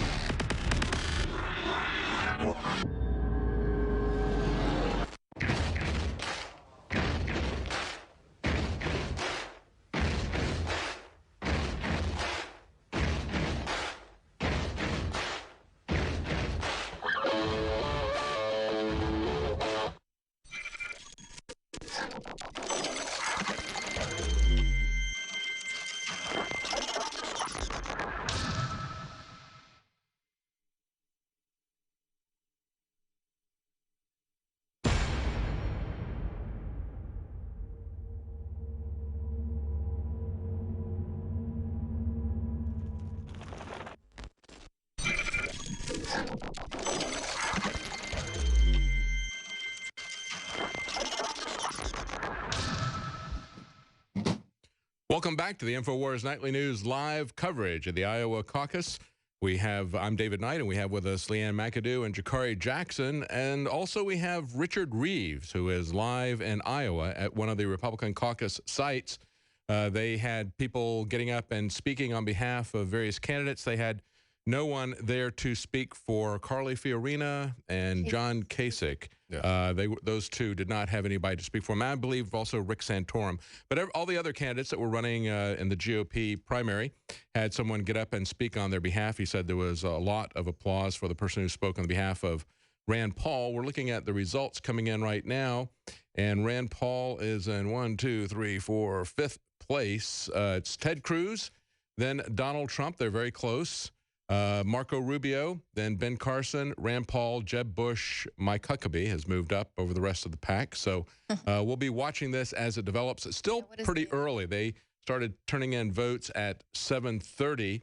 It's now 8:11. And, of course, we're on the same time zone as Iowa, Central Time Zone. And the Democrat side, we've got it's very close between Hillary Clinton and Bernie Sanders. Very, very close at this point. So let's go back to Richard Reeves in Iowa for an update. Richard. Interesting. Richard, are you there?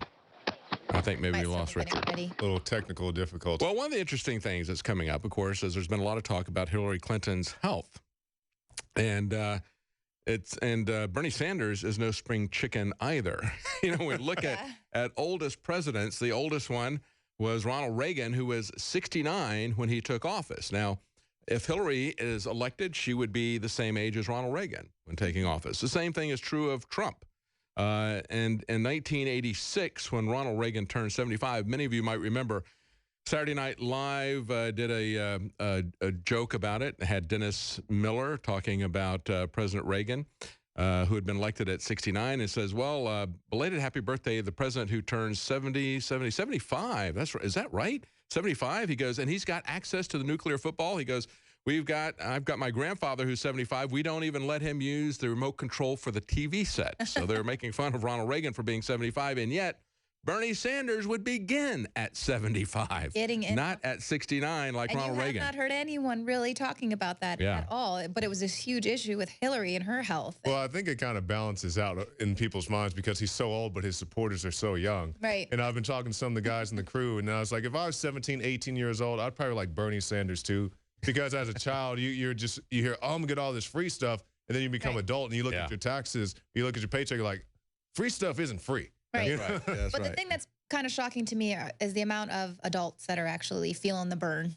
And it's like, that's the thing that shocks me. Know better. Well, the interesting thing about Bernie is, as old as he is, and again, you know, remember there was that Dennis Miller joke about Reagan when he turned 75. He would start at that age.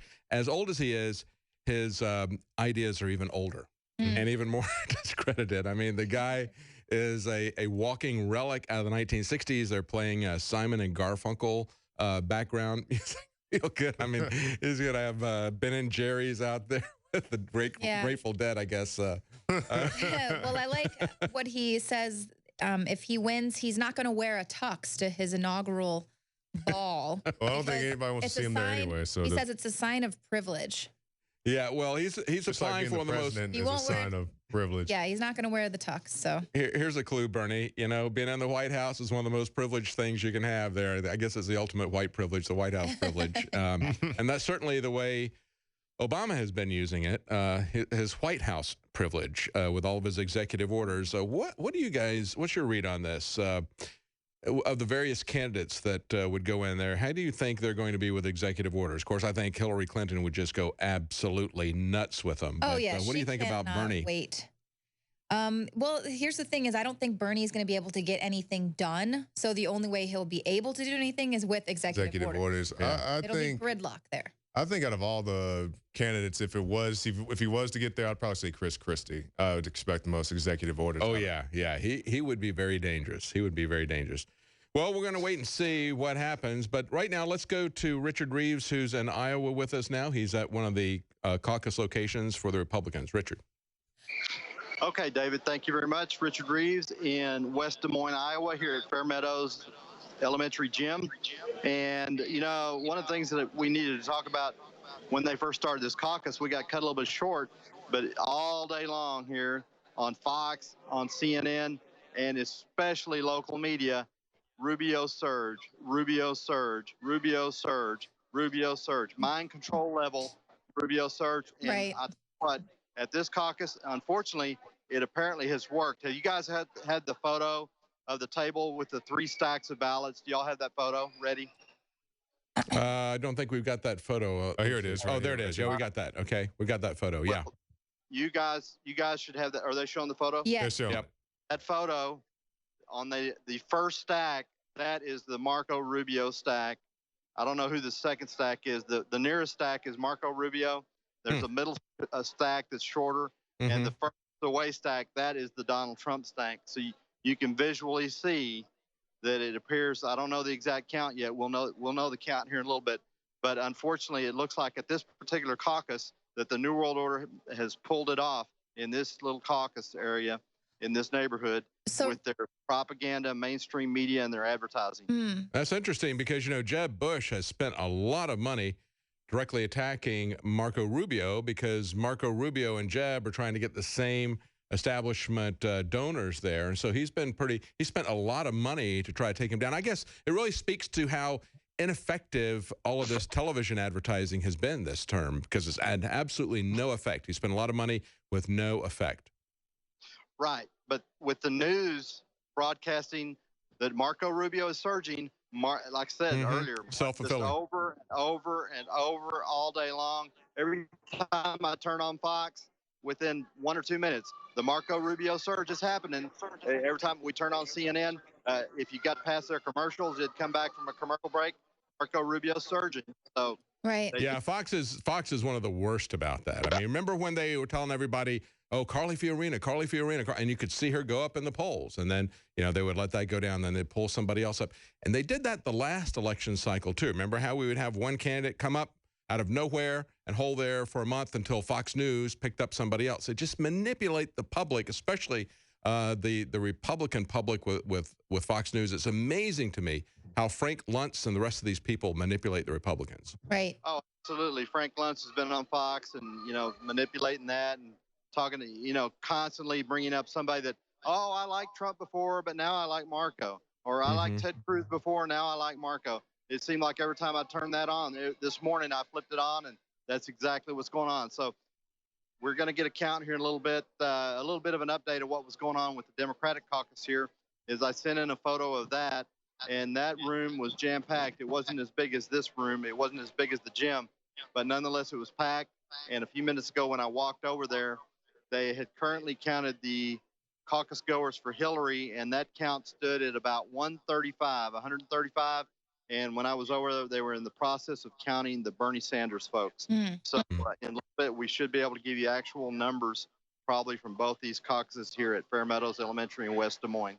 Interesting. And, of course, we're still in the early stages, I think, of votes. In terms of this website that we're looking at here, I don't see a number that shows a percentage of locations or they don't call them precincts. We've got the Microsoft polls and numbers here. Okay, here. so that's so that's on this. How many have? Is that what percentage have called in so far? Yeah, that's what's been turned in so far. Okay, yeah. Oh, all right. It's in the front one there. Okay, so yeah, we're still waiting to see what happens. But right now they're showing Cruz as being slightly ahead of Donald Trump in terms of percentage right now. I'm sure that some caucuses have submitted their results because I'm sure there's many caucuses around Iowa that are smaller than this one. So let us tell you what, let us take a break here, and we'll see if we can get you guys some solid numbers to report here shortly. Okay. Good. All right. Thanks, Thank you, Now, Richard. now, guys, I have a special guest I want to bring here in studio. You guys know Mrs. Clinton has been out there in the campaign trail, and she's been very busy. She's too busy to go watch the Benghazi movie. But if you're watching this right now, Mrs. Clinton is in studio. Come on in. She looks in. hot today, too. She looks hot today. Hi there, Jakari Jackson. Oh, you got your southern accent going on. I am in Texas. I'm caucusing from here. That's how good I am. You go check the polls right now. It doesn't even really matter. I mean, you already know I won. I took all the money from George Soros. Well, Mrs. Clinton, we've I think had, you forgot to shave. Yeah, Well, it's all that Monsanto they keep giving me over there, and I didn't know it was going to have that effect. I mean, this is really a wig. I'm bald, but you know the beard, it's all coming out. He ain't no ways tired. Now, Mrs. Clinton, I know you're in no ways tired, but you know people have been concerned about your health. You're showing up late to debates. Are you sure you're? Are you sure you're well enough to? I'm a little lightheaded, but I think that's the Monsanto too as well. It's not from when you fell and hit your head. No, Mrs. Clinton, you were in the it wasn't a debate, but it was a forum where somebody asked you about your husband's activities, about the allegations of all the victims. Do you have any concern or that may impact your campaign? What difference does it make? I'm gonna win anyways. I'm caucusing from Texas. What do you even? I'm already winning. I don't even have to be there. Come on. Oh, you are. Let's take a look at your polls numbers here. That's what we got here. I'm sure my caucus has turned out really nice. So you right now, you know, the numbers are still pretty neck and neck with Bernie Sanders. Yeah. What do you think? Once again, being beaten by a man. It's a real possibility here. Who said that I was a woman? I've been fooling all y'all for a long time. Clinton's little secret. Yeah, that's right. Victoria's not the only one with a secret. Well, I'm going to go back over here and try to continue to get people Hillary for president. And I see you guys, you keep wearing those Hillary for prison T-shirts. Those things really make me angry. All right. Thank you, Mrs. Clinton. Okay, so. Well, hopefully she's not back in our IT department. Now, speaking of Hillary Clinton, so we've talked about this, how the State Department is saying that they're going to hold on to some of her emails. They have, the deadline is February 29th to release all of these emails. They were supposed to be releasing them at the end of every month, but they say, oh, we're going to save, we have these last 7,000 pages, and they were delayed by that snowstorm that happened, so they weren't able to get all of the emails out. And of course, these are the ones. This whole thing has been a snow job. Right. Yeah. Exactly. Let's make that clear. Well, and of course, the whole issue is that now they're reporting that some of these emails are so top secret that they can't even release them. And then she comes out and says, well, they're doing it after the fact, so no one has any clue. Now, actually, it's amazing how she just continues to tell the same lie, no matter how much direct documentary evidence there is to contradict it. She keeps saying, well, these are just some people who are out to get me. It's a vast right-wing conspiracy, yada, yada, yada. And yet this is the State Department saying we aren't going to release these emails. They're too secret to ever release. And that right there says that this was not done after the fact. Some of those things, it was confusion, but some of it is malicious. And I never had any documents on my server that were classified before they got on Well, now my they're server. saying they have 22 top secret documents. That's being reported by Fox News. And as you're saying, that it has operational intel that puts lives at risk. And I love this scenario where you can do anything, and if it's deemed to be top secret, you just get away. You could literally get away with murder as long as somebody deems it too top secret to be revealed. Right, exactly. And then we have now a former top watchdog. They say that the State Department is lying when it says it didn't know until it was too late that Hillary Clinton was improperly using personal emails and a private server to conduct official business, because it never set up an agency email address for her in the first place, and that this was all planned. Well, one of her defenses is to say, well, what the State Department has done is overclassified this stuff. And it's like, you know what, Hillary, you don't get to make that determination.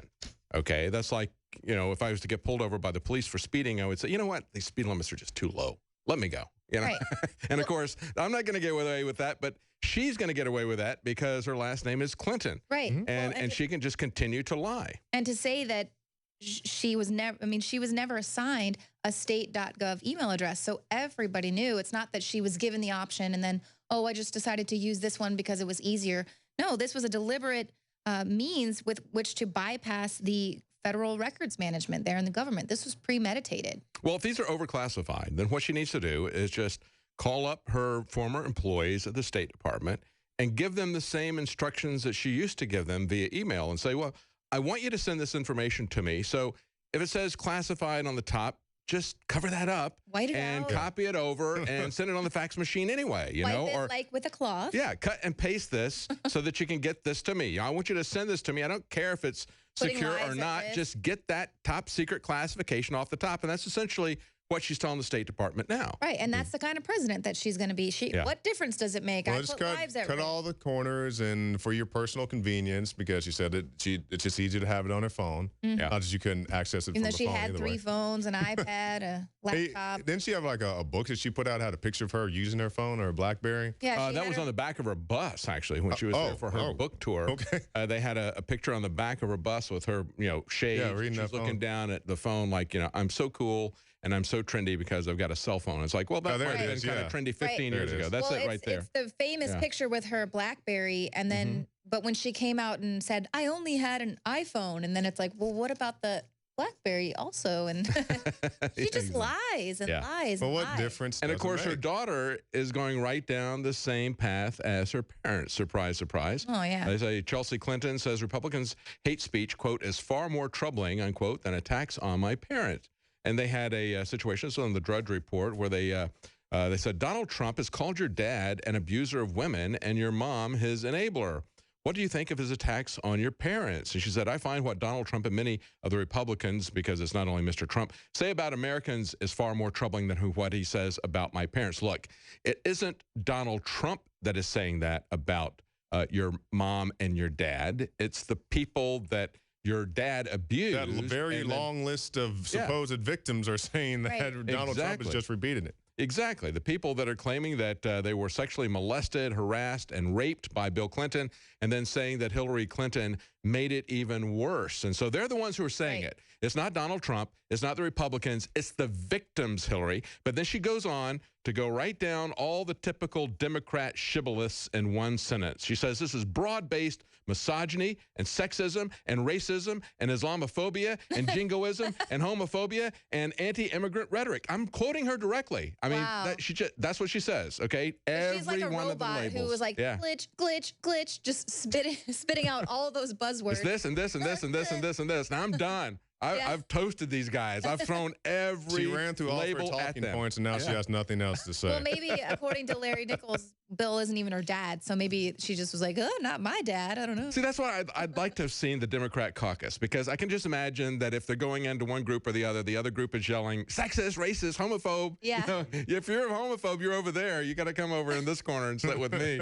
You know, I mean, it's like, I don't know. That's what it's all about. And I think it's very fitting that they do the Democrat caucus that way, because it's all about herd mentality. It's all about peer pressure. It's all about these ridiculous labels. They say they're against bullying and things like that, but then you of course they're bullying you to come over into their they're liberal and progressive and accepting of other people's thoughts and viewpoints until they actually meet somebody with a different thought or viewpoint. Right, and then they have to beat you into acceptance. Yeah, publicly shame you. One of the things I like about Donald Trump are his enemies. The fact that they are the enemies of my enemy or my friend, that type of thing. And of course, he has some really horrible people who absolutely hate him. One of them, Saudi billionaire who has connections with Fox Media. And of course, he says, knockout. Alawid bin Talal caused a decline in Trump's popularity, says the headline. Well, actually, he hasn't been declining in popularity. And even if there's a narrow win here by Ted Cruz, I don't think that's going to make much difference. They were expecting up until the last day or so that Ted Cruz had been slightly ahead of Donald Trump. So they've been within the margin of error for the last several weeks. And we've got an update now from Richard Reeves. It's still hanging as they're getting more polls, and it is still going about 30% Cruz and 27% Rubio, and then 19%, I'm sorry, Trump, and then 19% Rubio. Carson at 10%, everybody else below that. So let's go to Richard Reeves in Iowa. Richard. Okay, David. As we were talking about just a short while ago, the Marco Rubio blitz was going on here big time in Iowa on local TV, local radio. CNN, Fox, you name it, the Marco Rubio surge. And in this particular caucus, it apparently has worked because the tally for Donald Trump came up to 56 ballots, and for Marco Rubio, 108. So you said a lot of people applauded for Rand Paul. What was his total? Was he low or high? Lots of enthusiasm for Rand Paul, I guess, but it was 20. So those 20 were making the noise. So it looks like right here, the list in order. Let me read it in order, and then we'll figure out first, second, third, fourth, fifth. Trump is second on this, but the way they read the list was Jeb Bush, 18, Ben Carson, 17, Chris Christie, 8, Ted Cruz, 35, Carly Fiorina, 1, Jim Gilmore, 0, Mike Huckabee, 4, John Kasich, 1, Rand Paul, 20, Marco Rubio, 108, Santorum, 4, Trump, 56. So Marco Rubio first place, Trump 56 is second, Ted Cruz with 35 is third, and fourth is Rand Paul. So he is potentially looking at getting fourth or fifth. But the shocker today, obviously, is Marco Rubio, who has been AWOL from Iowa basically for the last 2 or 3 weeks. There haven't hardly been any Marco Rubio events until last Thursday's debate when he came in town, and then he started doing some events. So the New World Order's mainstream control of the media, I think, can be credited with the results in this particular caucus. So let's just hope that that's not repeated throughout the state. One of the things that concerns me about Marco Rubio, of course, is his neocon credentials and the fact that when the person made the speech for Marco Rubio, did he or she just continually repeat the word ISIS, or did they have anything else to say? Well, they did focus on security, but frankly, we were in the back corner of the room, and it was very difficult to hear. There was no application system for the speakers, so there were a lot of people having trouble hearing. Even when we were very quiet, we had complaints about it, even the fact that we were whispering back in the corner. So, well, it's interesting because Iowa's 2 senators are Republicans, and we got Joni Ernst, who just got elected in 2014. We have Chuck Grassley, who's Republican. Grassley did not, and neither one of them officially endorsed anybody, but Grassley went to some Trump rallies and said, let's make America great again, that type of thing. And then Joni Ernst went to a Marco Rubio rally and essentially used all of his talking points about the fact that we have to go to war with everybody, but especially ISIS. And he had given her a lot of money from his super PAC when she ran this in 2014 when she got elected. So basically, he has made some connections with some very powerful people in Iowa, like Joni Ernst. It's interesting, I think, that of this authorization for the use of military force, this new one that has been labeled, Alex Jones said it and then realized that a senator who saw this had the same label for it, an international martial law document, the new authorization for the use of military force. It has no restrictions on the president as to where he can go, when he can go, how long he can stay and send troops to anywhere on on Earth. And she is one of 4 co-sponsors for this bill that was introduced, kind of surprised everybody just before the snowstorm, by Mitch McConnell, the head of the Senate, the Republican Senate. And Lindsey Graham was one of the ones who signed on to it. Joni Ernst was one of those. So she is part of this very strong neocon wing of the Republican Party, and so is Marco Rubio. So the militarized industrial complex really wants to see him move forward, I think. Right. Because it's certainly not what the American people want. Yeah, go ahead, Richard. Okay, real quick, because we got to go. We're going to see if the Democratic caucus here is still going on. We'll give you an update on that when we find out anything. We got to leave, but Grassley showed up at a bunch of candidates' events. So oh, he did. Okay. All right. So he wasn't. All right. Thank you. Thank you. That's Richard Reeves there on the ground in Iowa, and what he was telling us was that Marco Rubio overwhelmingly won that caucus in where he was attending. The second place was over 100 votes, and it was about 50-something that Donald Trump got coming in second place. Third place was Rand Paul with 20. As we look at these results here, I think it is still, go over to the CNN results where they've got them there by percentages. We're still holding at 29% for Cruz, Trump is at 26%. So they're staying about 3% apart consistently. Rubio has moved up from 19 to 20%. Carson is at 10. Paul is at 4. Bush at 3. And everybody else is 2 or less. 2% or less on the Republican side. The Democratic side. Yeah, on the Democrat side, just click that one right there. Yeah, there you go. I think it's really close, and it's 51-49 with Clinton slightly barely above Sanders. Well, this might be a good time to play my report. What is the difference between a Democrat versus socialist? Since we do have them neck and neck, people just think, how could this happen? Where did Bernie Sanders come from? What is democratic socialism? And you know, when I did a little bit of investigating, you find out there really isn't that much of a difference. No. And until socialists are able to get in a third-party vote, they just back the people who are the most like them, a la Hillary Clinton. So let's go ahead and play that report. This is the dynamic that I'm in. I would just like to wake people up. Stop operating in their playground. Stop it. Well, let me say this. I totally agree with you.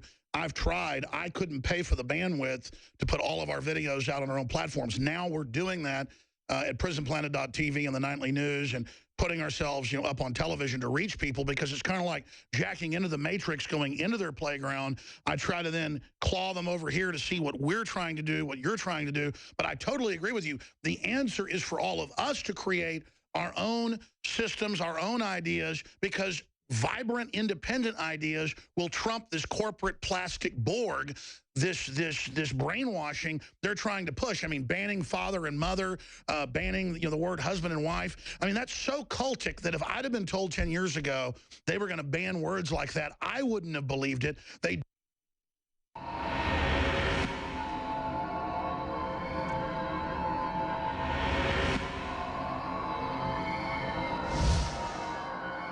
In an otherwise softball interview with Chris Matthews, Hillary Clinton seemed a little bit rattled when she was asked to explain the difference between a Democrat and a socialist. What's the difference between a socialist and a Democrat? Well, is that a question you want to answer, or would you rather not? Well, you know, you'd have to ask.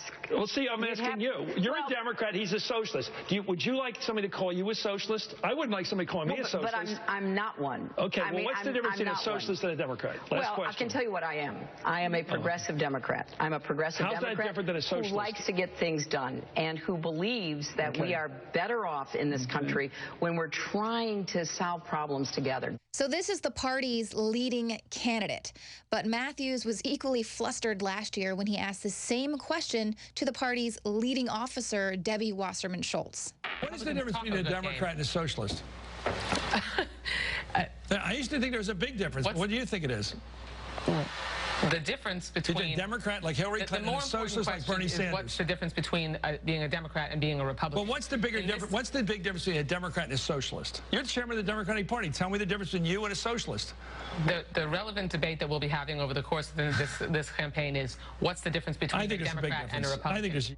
So it's really difficult for them to explain the difference because there is no difference in the current contemporary Democratic Party. So since Bernie Sanders came on the scene introducing this term democratic socialism there into the mainstream, people are rightly confused.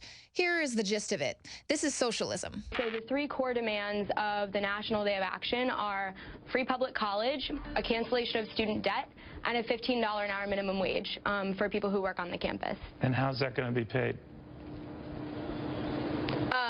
Great question. I mean, you know, so... Now, Margaret Thatcher famously said that the problem with socialism is that eventually you run out of other people's money. Now, socialists, they say they're characterized by common ownership and democratic control of the means of production. And of course, this means there has to be a big state there to divvy up all of these goodies to everyone equally, making sure that the very basic needs of society are being taken care of. Now, the Democrats, they also agree, you know, they want equality for all, rule by the majority, and they pretend to believe that nobody should be too rich, right, unless you're Hillary Clinton or part of the ruling class.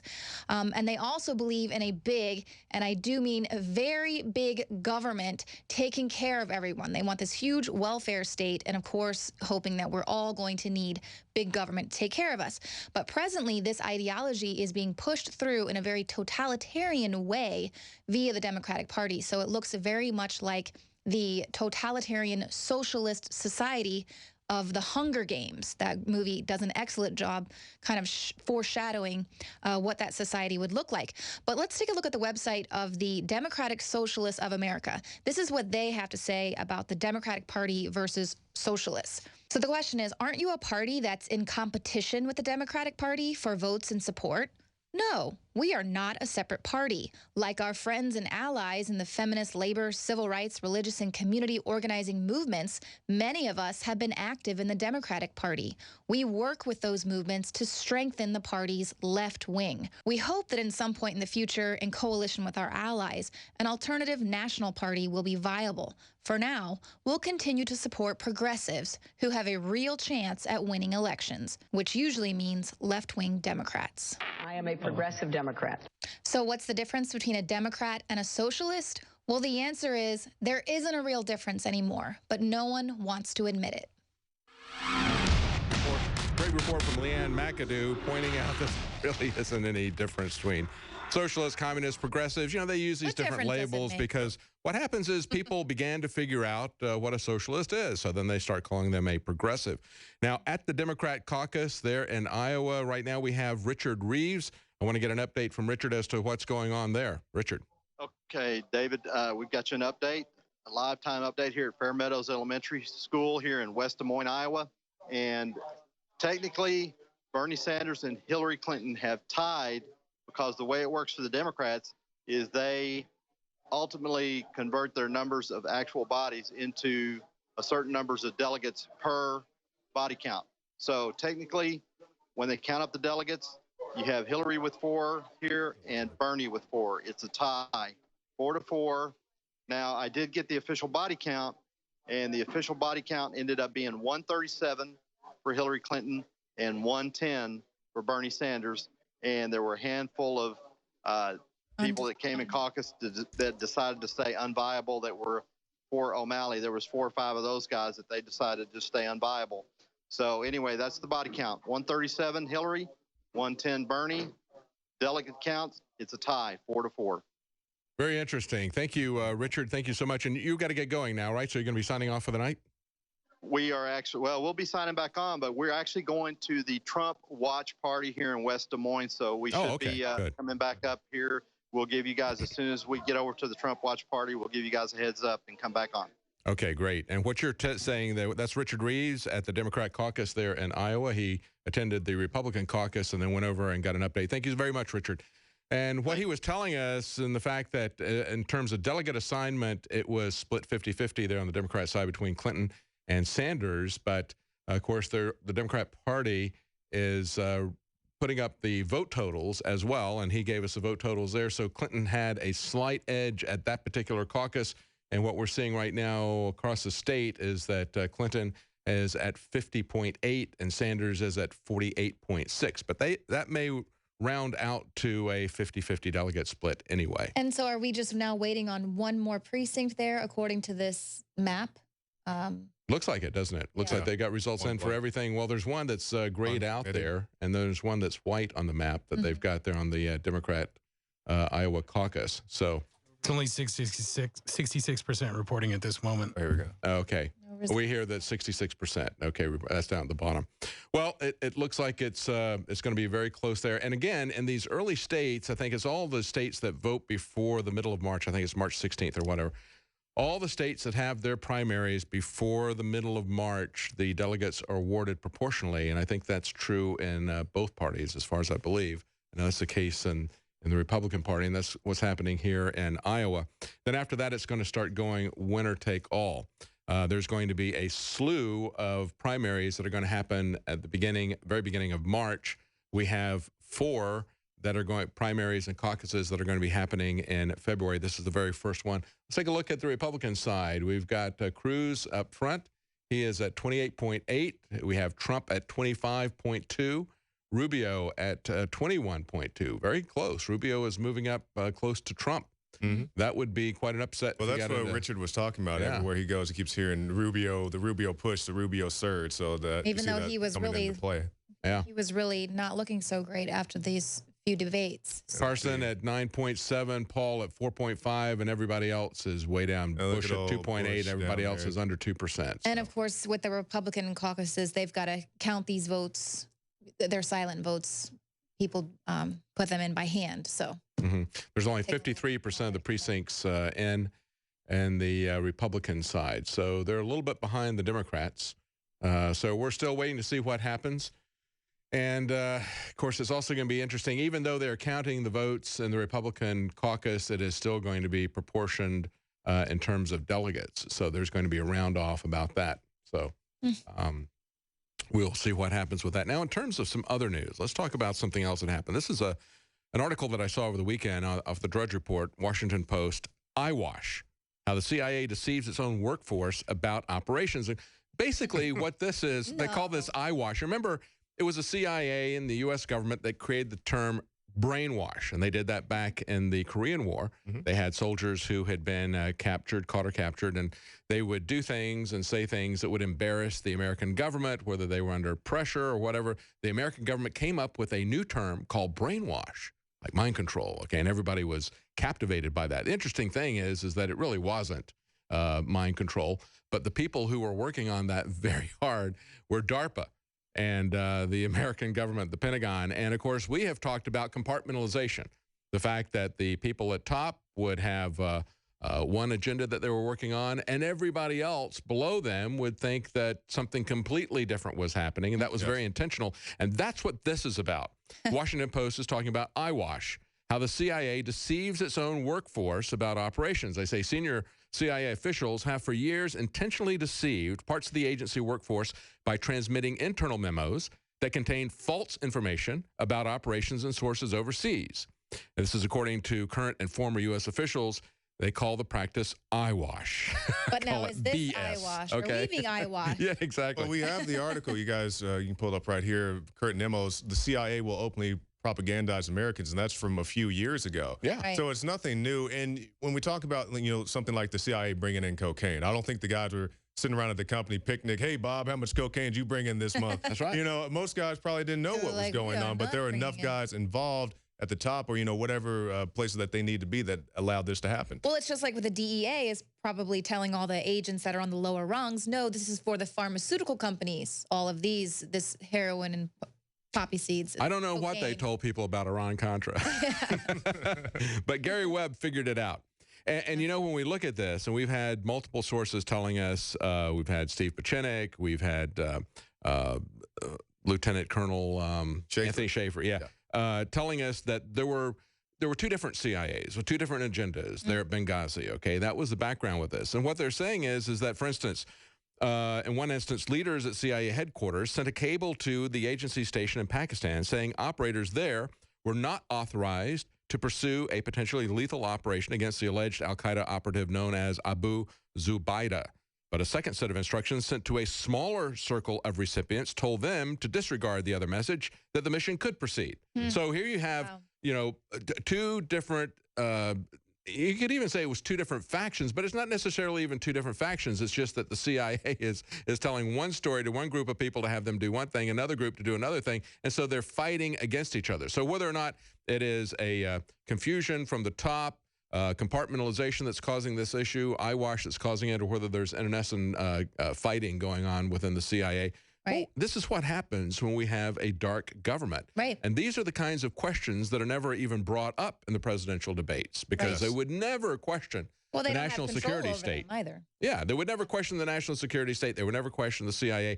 As you point out, if they try to come after the CIA, they'll be basically slapped down, just like they were when they came in with the Pike Commission hearings and the Church Commission hearings back in the 1970s. At that time, they knew that the CIA and the NSA were capturing the phone information of people even back then, 45 years ago. And when the Pike Commission called in the NSA and they were asking, let's see your charter, I'm not going to show you the charter that I have. It's a secret executive order from President Truman that created the NSA, and I'm not going to show it to the Congress. Yeah, they're completely unaccountable. These presidential candidates, pretty much their job is to give them a blank check and allow them to do whatever they want to do. Very few guys like Rand Paul are actually opposing the things that are going on. Yeah. It's a very sad situation. This is the kind of thing that will happen with secret societies as well. You only get to know as far up in the levels as you are. This is why, even regardless of what happens with the presidential campaign, unless we get involved at the grassroots level en masse, we're not really going to change anything. Joining us now is Alex Jones. Alex. That or... Go ahead, Alex.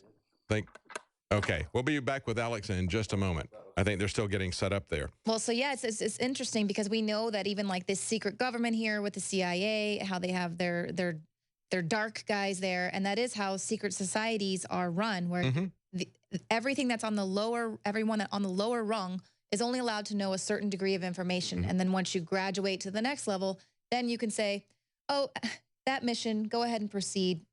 Disregard everything you've learned up until this point. Exactly. What concerns me, too, is that this kind of thing, which has been going on now since World War II with the CIA, that is now the way that everyone interacts with you in government at any level. I mean, you go down and talk to the people who are running airport security, and they won't talk to you because it's now secret. I think Alex is ready to join us now. Alex? Well, you're absolutely right, David. We have entered the national security state, and it doesn't make us secure. It makes us less secure. And that's what it was always designed to do. Ruling elites and banking families is take technologies of social control used in the third world, in Southeast Asia and Latin America and Africa and Eastern Europe, and they have exported those now directly against the people of Europe and the United States as they blow up the engine of liberty and free market innovation and development that gave them the combustion engine, the equations to create atomic weapons and power, that gave them the Wright brothers at Kitty Hawk, that gave them the power to create the internet. They've now stolen the Promethean fire of the grassroots, middle class and working class people of every race, color, and creed in the American melting pot.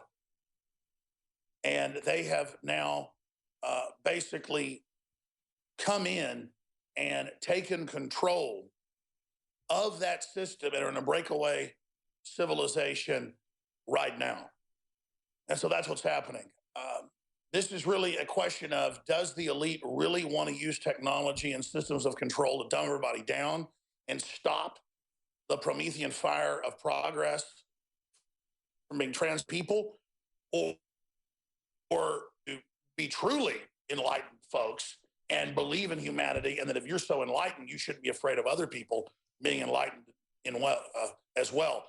But getting back to this key subject, before I get into the Iowa caucuses and Donald Trump in a dead heat with Ted Cruz, and as we predicted, Hillary a few points ahead of Bernie Sanders, I was doing Google searches tonight, and I noticed a Salon article that is literally an organization that promotes pedophilia, the end of the family, just purity, the opposite of liberals, the opposite of Thomas Jefferson, the opposite of human freedom. And it was an article about Donald Trump blows his cover. Donald Trump admits he's a fraud. Donald Trump admits it's all a scam. I don't have the headline in front of me, but it was something like Donald Trump, admits report proves he's a fraud. So I went and read the Politico report, and it's called How Donald Trump Did It. We'll put that article on screen. And it's exactly what I heard from folks in New York, media people I know, folks that Donald Trump doesn't know. And so people ask why I'm sold on Donald Trump. There's no way Donald Trump got people I know in Austin, Texas 5 years ago to talk about how he was aware of the New World Order and the plan to kill America. There's no way that Donald Trump pre-planned all that. And you read the article that Salon spins, How Donald Trump Did It, from Politico. It's how 2.5 years ago, in 2013, he's there in New York. They want him to run for governor, and he's got 20 top Republicans in his office from the state. He says, listen, there are corporate interests ruining America that own our politicians. They're killing the country. I'm not going to stand here and watch this. Everybody falls down on their knees to the mainstream media when they're all a facade. I've seen it for myself. I'm going to go after them with no money from outsiders. knowing how to dominate their system and how to not cower to them.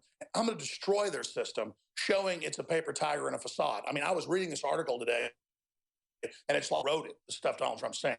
So separately, since I got contacted by the Trump people 4 or 5 months ago, since they came and visited me, and then I made other connections and found out, and then I ran into people I knew years ago who are business people and media people and others, very prominent names. They go, you didn't know Donald Trump listens to your show. You didn't know Donald Trump's one of us. And they go, Alex, we know you're the underground. We're like the overground now. We're doing what you said we should do. And I'm not here claiming that, you know, Donald Trump does everything I say and Donald Trump's an Alex Jones follower. But look at, you know, it's no listens, you know, Matt Drudge, the limit of the intelligentsia, everybody from Viggo Mortensen to you name it. We've hit the zeitgeist, you know, the new X-Files, taking a lot of our material. We don't have to sit here and explain to folks that we have a big cultural impact. But where we really have the impact is with the police, the military, and government people, because they tune into Alex Jones and they go, no, that guy knows what he's talking about. That guy really understands how things work. And it's because of my upbringing, family, research, all of it. I know how to talk to the number 2 in the Japanese government who's been on the show, or the head of the German CIA who's been on the show, or members of parliament who've been on the show from England, from the UK.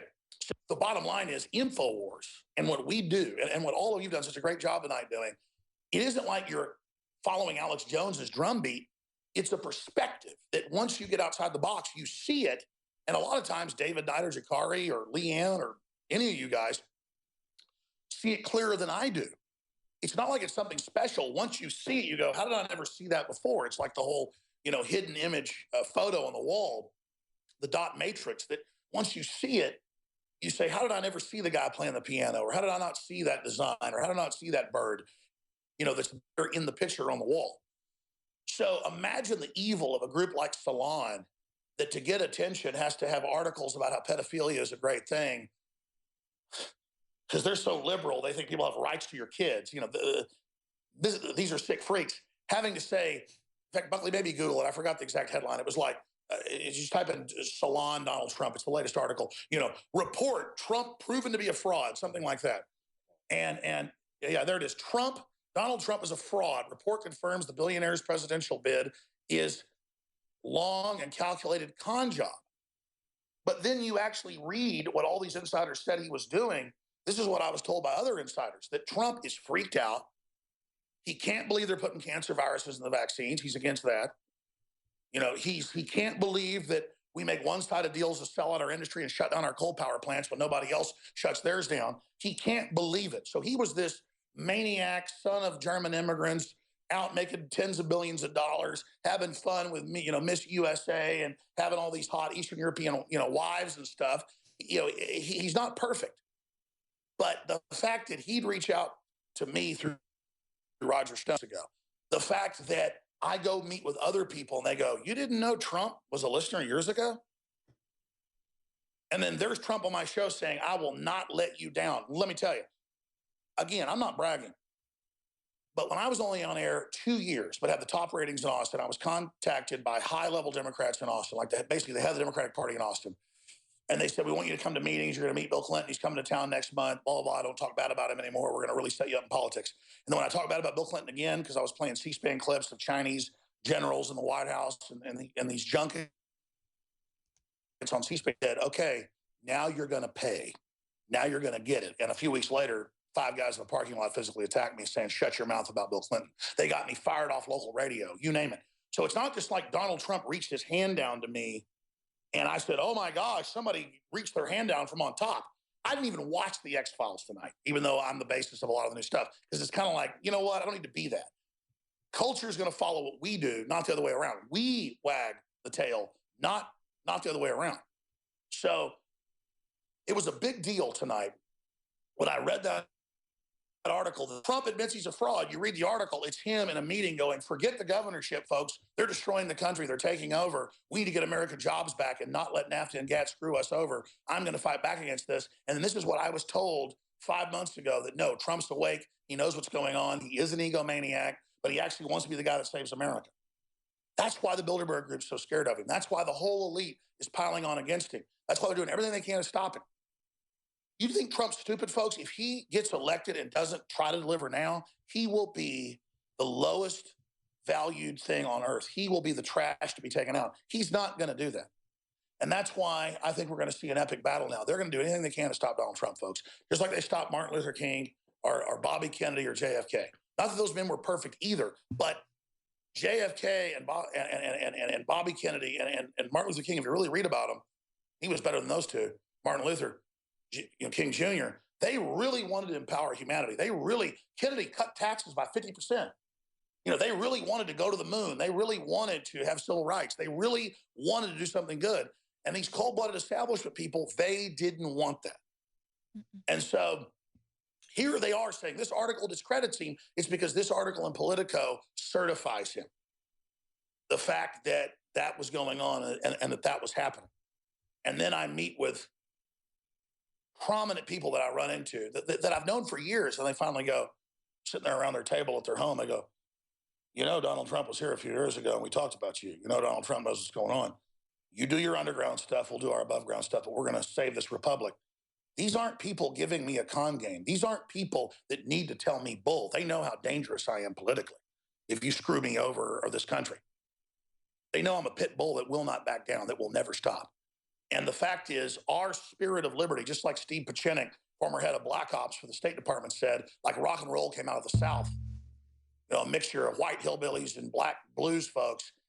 It is coming out of the swamps of Texas. And it's not Alex Jones, but it's that spirit of telling the truth, that spirit of not backing down. It's infectious, and it's spreading all over the world as the counter to the globalist cancer. Why wouldn't this pro-human message of liberty be positive in a time like this? Why, when great evil is coming, wouldn't there be people lifted up against it? And they won't be the perfect little fake Christian who says everything just right that opposes it. That's why evangelicals are going for Trump.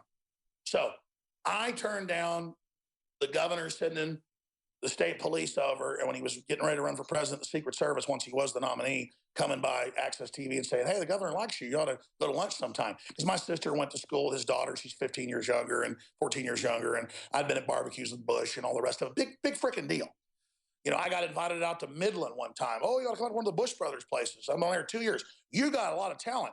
I didn't take their hand. I didn't go to the White House meetings like the other big talk show host, even later, because I knew it was fake. I had discernment. This Trump thing is real, but we have to make Trump ours. We have to make him break with the system fully, because he's being educated. It talks about his cold feet. It talks about if he's not sure at first. Will the country listen to him? And he's trying all his bravado, what he's seen work in the media. He admits all this. That's not who Trump is behind the scenes. He's doing that to a brain-damaged, dumbed-down public, dumbing it all down, playing a character for them, hoping then that they resonate with him. And here's what I'm going to say in closing. And then throw it back to numbers coming, and then I'll pop back in with the Facebook mentions and a little bit more here in a little while. But Donald Trump is the symbol of man. Just like Alex Jones is or Darren McBreen is. Or Jakari Jackson, or Leanne McAdoo, a symbol of humanity. We're here. We're not perfect. We don't have all the answers, but we know things are wrong. We know a scientific tyranny is coming into place. We're deciding to fight back with our oratory, with our skills, with our ideas against scientific systems of manipulation. And so that's why the Bilderberg Group and Davos openly say destroy Trump. That's why they openly say we must stop him. That's why, because they realize that whether he's real or not, whether he's perfect or not, none of us are. He represents resistance against tyranny like a Reverend Martin Luther King Jr., like a Bobby Kennedy or a JFK, or a Malcolm X for that matter, because he represents that office and is the example of the grassroots rebellion, the explosion against tyranny, that even if he worked for Hillary, which I know he doesn't now, look how he's going after her, it wouldn't matter, because what he changes now, the death blows to the open borders, the death blows to selling our jobs overseas are so strong they go on past Trump. So what you get is banging a gong. Was the hammer hitting the gong real? It doesn't matter. It made the sound. And you can't unring that. See, it's spiritual laws. You judge a tree by its fruit. Even someone who's evil, who tries to pretend to be good, many times becomes good. Someone who is good, who pretends to be evil, many times becomes evil. These are the deeper secrets. You can reach out to the grassroots like this at a real level and challenge the whole system and be a fraud, or you'll be destroyed. But it doesn't matter. If they can shoot Trump down, whether he's real or not, then they shoot down our hopes and aspirations. In this phase, we're fighting locally, we're fighting at the county and city level, we're fighting in ideas, we're fighting for medical rights, we're fighting for pro-life, we're fighting for lower taxes, we're fighting for national sovereignty. Donald Trump is not the end-all be-all of our war. But just as he's hijacked the mainstream media, we hijacked the narrative of Donald Trump and bring his listeners and populists and that big 30-40% that wasn't politically involved into InfoWars. And Donald Trump brings us into his events. Donald Trump tweets our articles, his platform to communicate the info war. And he even, it was telegraphed, let's just put it that way, planned for them to go after him, put on my show, and they dropped the ball. He's just waiting for the right time to do it again. And we're even telling the enemy what we're doing so that he can really be the populist. And he knows where to come to find the true bona fide populism, and that's NoWorldOrder.com, and what we're doing here tonight. And all you, the viewers, who do not stand beside us or behind us, as I've said 1,000 times, at the heart of the information warfare. So I challenge David Knight, all of you there tonight, to go over this article where it talks about, Trump planned all this out. Well, of course he planned all this out. They act like that's a bad thing. They know that he knew that the media was a rotting facade, that he could challenge them, that he could rush in, that he could stand against them, that he could laugh in their face. And now the facade crumbles on the CNBC debate and Trump leaving and now still at the head of Iowa. So let's go back. I'm going to be watching here, obviously, the latest returns from the Iowa caucuses as we go beyond. But here's the thing. Fighting, standing up, getting involved, promoting ideas, saying we're great, we're going to be strong, we're going to build a free market, we're not failures. That is the beginning of the idea that will change the direction of this country and the world. Back to the InfoWars News Center in Austin, Texas, with, of course, the great crew there breaking down the analysis tonight. And I'll be back towards the end here as the Iowa caucus numbers come in. But it is emerging. I mean, am I correct? I looked 10 minutes ago before I went live. That's a dead heat between Trump and Cruz, with Rubio at 23 or so.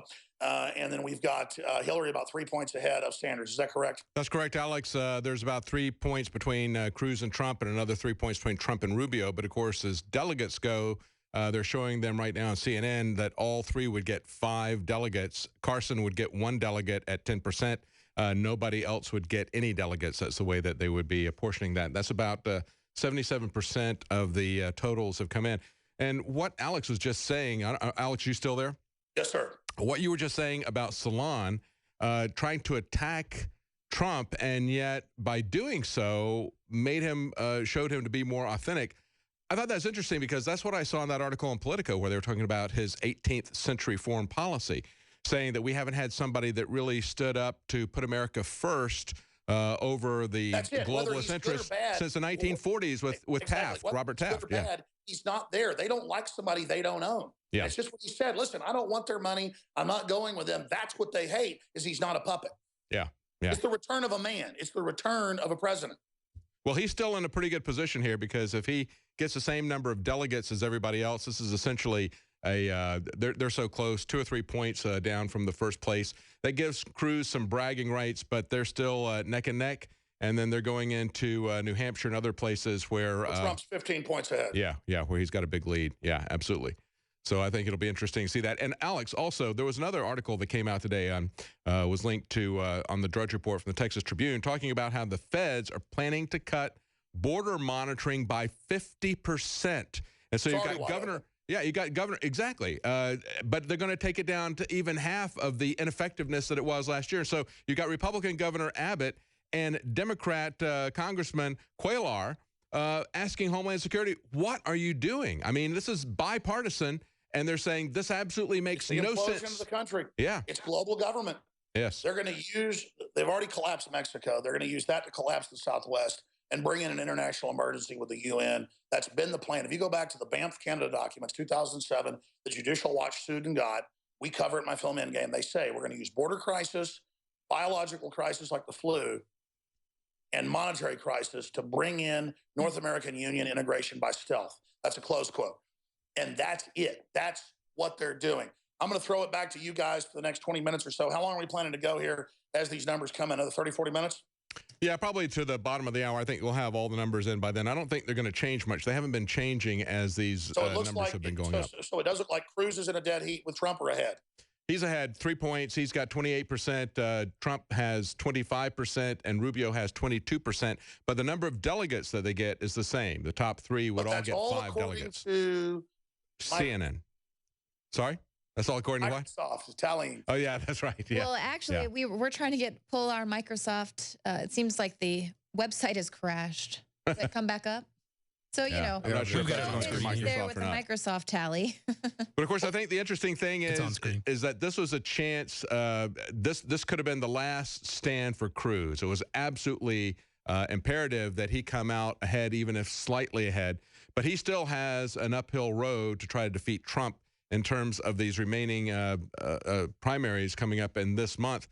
And it was also imperative for Sanders that he not lose to Clinton, because she seems to be leading in the rest of the contests that are coming up in South Carolina, Nevada, New Hampshire. And so he really needed to at least look good here, and then also in New Hampshire. Then he would be on equal footing with her. But they basically have split this 50-50. It's 50.4 versus 49% for Sanders, and they're going to get the same number of delegates. And of course, O'Malley isn't going to get anything. He's at 0.5%. Well, listen, guys, I'm going to keep watching. I'm going to punch out here and hear what Jakari, Leanne, and David and all you have to say, and I'll be back tomorrow, 11 a.m. Central, Lord willing, with a syndicated daytime show to break all this down. But remember, folks, they're doing everything they can to not get this information out, to make sure nobody knows about NoWorldOrder.com or the new media. Spread the word. You have the power, folks. You are the solution to all of this. And Trump is just a manifestation of the huge uprising against tyranny. Whether he's real or not, he is that manifestation, that figurehead. Thank you, Alex. That's Alex Jones, and we're going to continue to look at the returns as they come in until we get a little bit closer. I don't think anything is going to be changing much. It hasn't changed. We're at about 80% of those of the Democrat caucus that have come in, and it hasn't changed since it was about 50% or so. How about Darren McBreen? Does Darren have anything that he wants to come in? Kit is at the Twinner station. Let's go to Kit. Kit. Yes, I just got word about 10 minutes ago. Martin O'Malley has officially suspended his campaign for the nomination. Yeah, well, that's not unexpected when you get 0.5%. Yeah, that's about time to get off, you know. Yeah, but speaking about the Democratic race, this is a very good sign that I think the Democratic establishment is really freaking out right now, because Hillary Clinton, she can't even really pull ahead from Bernie Sanders. I mean, she might win tonight, but maybe by 1 or 2 percentage points. So she's not that sellable anymore. And then she's got this whole email gate scandal just whirling around her head, that she might be indicted. And I talked to Ron Paul this weekend at the Mises Circle in Houston. He said something I thought really interesting, the fact that Lyndon B. Johnson dropped out of the race in '68 on March 31st. The race was on, the election was on November 5th. And that's still about 2 months away. So the Democrats, the establishment, they still have time to pull away from Hillary and, you know, get a new candidate in office, if not in office, but in the race, whether it be Joe Biden or even John Kerry. Or Bloomberg. And that's the question. I don't really know if they can do it. We'll talk about when we come back. I'm not sure if they can get in if they haven't been in on the ballot, so there's deadlines for them to get on the ballot. I think that may be one of the reasons why they've got Bloomberg coming up. We'll talk about that when we come back. We're going to take a quick break, and we'll be right back.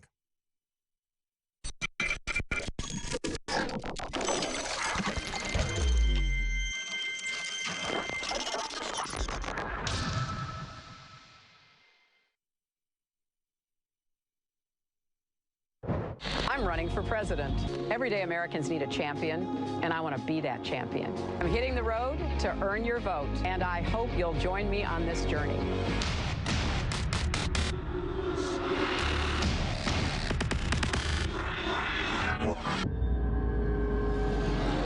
Brain Force is here.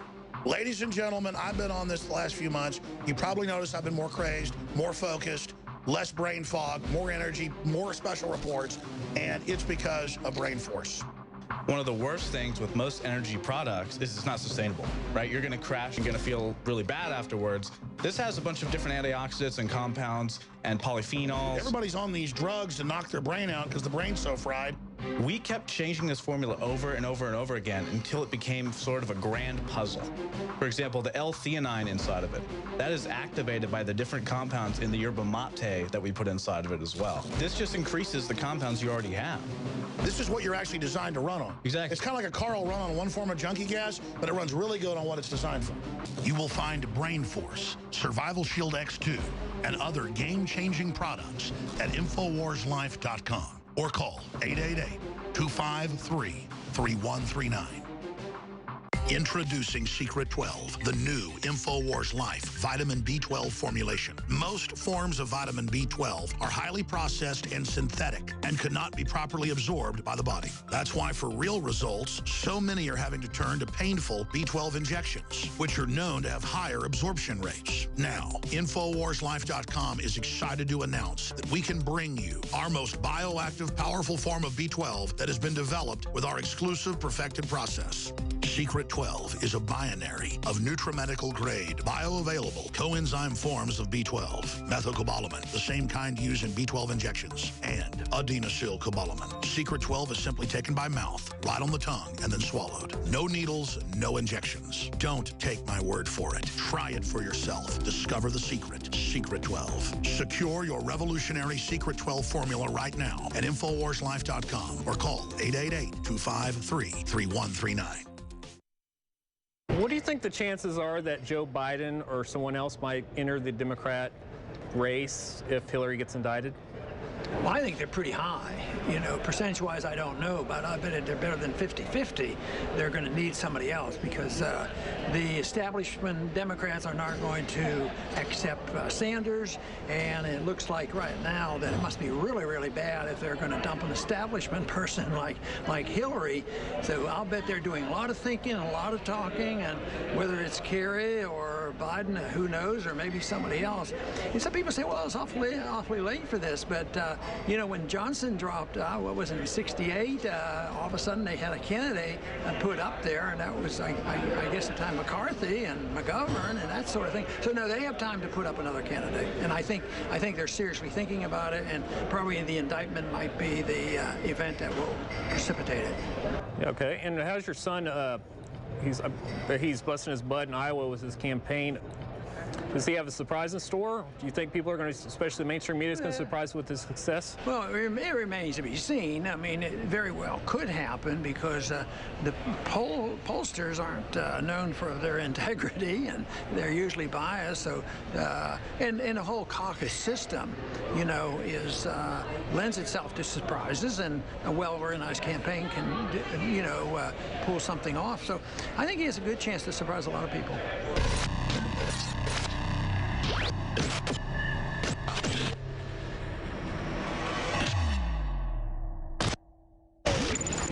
DNA Force. When cells become toxic, they die early and aging sets in. DNA Force. No one has put together a formula that focuses directly on brain health, nerve growth factors, and optimizing your cellular energy at the same time. Just one of the key compounds, BioPQQ, is backed by major clinical studies. DNA Force. We now have the synergistic solution. Secure your DNA Force today at InfoWarsLife.com or call toll-free 888-253-3139. DNA Force. Clean, pure drinking water. You can't survive without it. But where do you get it? Alexa Pure Pro is a brand new, groundbreaking, gravity-fed water filtration system that is like no other. The Alexa Pure Pro transforms water from virtually any fresh source into clean, healthy drinking water, pairing the unprecedented superfiltration power of an all-new gravity block core with a hybrid chromatic shell. It removes up to 99.999% of impurities, including bacteria, viruses, fluoride, disinfectants, volatile organic contaminants, and hormones. Filter capacity up to 5,000 gallons. Stainless steel construction, easy assembly, low maintenance. Replacement filters are simple to install. And now, as part of an exclusive limited time introductory offer, you can save $20 off the retail price and get free shipping. This is a limited time offer, so order your unit today and receive free shipping and $20 off. Go to InfoWarsStore.com or call 888-253-3139. It's never going to get any better. Don't look for it. Be happy with what you got. because the owners of this country don't want that. I'm talking about the real owners now. The real owners, the big wealthy business interests that control things and make all the important decisions. Forget the politicians. The politicians are put there to give you the idea that you have freedom of choice. You don't. You have no choice. You have owners. They own you. They own everything. They own all the important land. They own and control the corporations. They've long since bought and paid for the Senate, the Congress, the state houses, the city halls. They got the judges in their back pockets. And they own all the big media companies, so they control just about all of the news and information you get to hear. They got you by the balls. They want obedient workers. Obedient workers. People who are just smart enough to run the machines and do the paperwork, and just dumb enough to passively accept jobs with the lower pay, the longer hours, the reduced benefits, the end of overtime, and the vanishing pension that disappears the minute you go to collect it. And now they're coming for your Social Security money so they can give it to their criminal friends on Wall Street. It's a big club, and you ain't in it. You and I are not in the big club. The owners of this country know the truth. It's called the American dream, because you have to be asleep to believe it. But I'll tell you what they don't want. They don't want a population of citizens capable of critical thinking. They don't want well-informed, well-educated people capable of critical thinking. They're not interested in that. That doesn't help them. That's against their interest. That's right.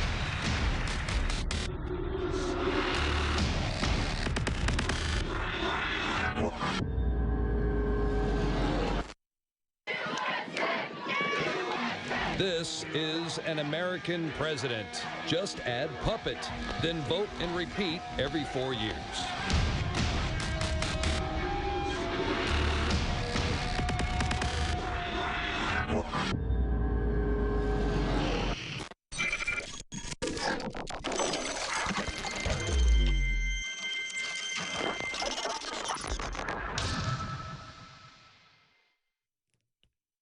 Welcome back to the InfoWars Nightly News live coverage of the Iowa caucus. I'm David Knight with Leanne McAdoo, Jakari Jackson, and we were just talking to Kit Daniels a few minutes ago, and we played his report where he interviewed Ron Paul, talking about whether or not the DNC might dump Hillary. Would they ask John Kerry to jump in the race or somebody else? And Ron Paul pointed out that in 1968, LBJ got out quite late in the process. I think he said in March. However, Kit, when I look at this, I think that they're not going to be able to pull up somebody like a Kerry or maybe even a Biden. Back in November, when people were questioning whether or not Joe Biden would jump in, they were saying that there's filing deadlines in various states that have been enacted. Of course, that's something that has changed significantly since 1968. States have changed their deadlines. You have to register if you're going to run as a Democrat or as a Republican. They have deadlines for that. And they pointed out that if Joe Biden didn't get in and register with these states by November, he would, at that time, lose 400 delegates just by not registering at that point. So now we're going to be much, much later. But if you look at an independent candidate like Bloomberg, he says he's going to wait until March sometime to make his decision, because by that time, most of the states will have had their primaries or caucuses. He can wait till that point to see if he wants to get into the race. The earliest one, I think, is South Dakota. That's the end of April, but most of them are in August and September, the deadlines for signatures to get on as an independent candidate. Yeah, I mean, Bloomberg could very well be the next establishment candidate in case Hillary has to drop out. But you know, that's the establishment candidate. It's not necessarily Democrats' candidates. I think Bloomberg was, what, a Republican when he was mayor? Oh, yeah, he's definitely the establishment guy. Yeah, he exactly. would be in case Hillary drops out and you got a couple of guys that are kind of wild cards like Sanders and Trump. And that's what he said. He said, if Hillary loses it, then I'm going to jump in because, you know, he would be the establishment guy. This is exactly why the establishment plays both. They own both parties, because if something like this happens, they could go to Marco Rubio on the Republican side. They might very well put a Republican in the White House as long as it's the Republican that they want, as long as it's a Republican who's not going to change policy very much away from Obama's policy, who never changed policy very far away from Bush's policies. I agree. So I think he would stay out if it was, let's say, Bernie Sanders and Marco Rubio. He might even stay out if it was Sanders and Cruz, because I'm not convinced that that Cruz is an outsider. I mean, he's got all the Goldman Sachs connections, and he and Rubio have been in a race for getting the big money. Sheldon Adelson can't make up his mind as to which one of them he likes. The Koch brothers like them equally. So, you know, he would be, I think, equally acceptable to them. He's been able to present himself as an outsider, as critical of the GOP establishment, but I think he's very much in with the major globalist donors. Right. Yeah, I mean, with Cruz, like, I tend to agree. I had issues with him when he ran for Senate, I think, 2012, because his wife writing that white paper for the North American Union, you know, her obvious connection to CFR, whatnot. Yeah. I was willing to give him a little bit of benefit of the doubt just because I think the Senate is so bought and paid for now that for anyone to get in the Senate, you know, after Rand Paul, you pretty much have to be on Goldman Sachs payroll. You know, I could be wrong, but that's just kind of my gut feeling about it. Yeah. So, you know, I'm not completely throwing Cruz under the bus because of that, but I'm still very cautious about him, just like you are. I'm not unhappy with the things that Cruz has done in the Senate, but I believe that he's taken a calculated look at what he can do and say and not have to have any consequences. In other words, he can call for the abolition of the IRS and the income tax code as a senator, knowing that nobody else is really going to be a part of that. He can safely do that, just like he could come in and safely change his vote on the Trade Promotion Authority, and when he voted for it the first time, and then he could vote against it the second time, and it wouldn't really hurt him with his handlers. But I'm also looking at this, and I'm saying, okay, out of the top three guys, Cruz, Trump, and Rubio, only Trump is a natural-born citizen, to my understanding of it. Rubio is an anchor baby. Cruz is born in Canada. I mean, this is absolutely insane, and especially when we looked at this you know, 8 years ago when Obama was running, and Republicans, for the most part, were very upset about the fact that, well, you know, we got a guy who only had one parent who was American. There were questions about whether or not he was born in Hawaii. I still don't believe he was with that photoshopped birth certificate that we saw. Right. But nevertheless, he was raised in Indonesia. Right. And I mean, that doesn't make him ineligible if the other stuff were correct. I believe natural-born citizen has to be born in America with 2 American citizens. I believe that was the original intent statement. But still, the fact that he was raised in Indonesia, to my mind, would be something that would disqualify him, to me, right away as a voter, whether or not he was legally eligible. But now Republicans just say, well, we don't really care about eligibility. We'll look at Rubio. We'll look at Cruz. Yeah, and one thing I will say about Cruz that I do like about him is the fact that he's at least he's pushing the envelope as far as rhetoric, when he's pushing a lot of libertarian rhetoric ideas. I mean, like 2 years ago, for example, when he wrote, I think it was for the Wall Street Journal, he wrote that op-ed about Obama's imperial presidency. You know, he was quoting Montesquieu, and that's a name I haven't heard from anyone from inside the Beltway for a very long time. Well, he's very intelligent. I still don't feel like I can trust him. Like Camille Paglia said, he has shark eyes. And I know when we had that rally at the Alamo for open carry, he was at the big hotel right across the street from the Alamo. We had 1,000 people there, open carry for the Second Amendment. And it's like, where is your heart if you can just go to a blue-haired Republican lady fundraiser and not be at that rally? I mean, I was just absolutely stunned to find out that he was right across there holding a fundraiser at the same time. He could care less to even come out and wave, you know, and give a thumbs up to everybody about, yeah, Second Amendment, all right. But he couldn't even be bothered to do that, okay? Right. It's all about the money and the schmoozing and making connections. Like he couldn't bother to show up to audit the Fed. Even for the symbolism of it, that he said it was so important to him. And then he said, oh, well, it wasn't going to win anyway, and I had to go caucus here in Iowa. I mean, it was 7 votes short. He could have showed up to help get the rest of those 6 other votes. Swing it a little bit. Yeah. So, well, it's interesting. We'll see what's going to happen. We've also got Richard Reeves that is waiting. He's he's going through security to get into the Trump rally. In terms of the Democrat side and what we were talking about with Kit, Sanders went negative, according to Wall Street Journal. This article came out today, finally criticizing Hillary for having connections to Wall Street and a little bit of a criticism about the email stuff. He just can't bring himself to criticize her for this kind of fraudulent criminal behavior. He can talk a little bit about her fundraising and everything, and that's, of course, something that's legitimate to talk about. But remember, he had the opportunity, going back to the debates in October, to talk about this fraud at the criminal actions at Secretary of State with emails, and he said, I'm sick and tired of hearing about your damn emails. Okay, but now he's saying on Sunday, yesterday, he says, well, look at the front pages in terms of what Secretary Clinton is getting slapped with. The guy just has no backbone as far as I'm concerned. It's just amazing to me that he cannot bring himself, even when he's locked in a race like this, he can't even bring himself to get upset about these massive violations of the law. I mean, does it mean anything? I believe it was in the last debate, he was like, you know, we're better than the Republicans. We're not going to infight with each other, even though we see them fighting with each other all the time she's putting out about, you know, various other things. Yeah. You know, it's this kind of ruse that they put out that they're more superior than the Republicans. Right. Well, it looks like on the Republican poll here on the CNN that they had starred Cruz's name. But I think it's interesting, as Richard was talking about the Rubio surge there in those there in the Iowa caucuses.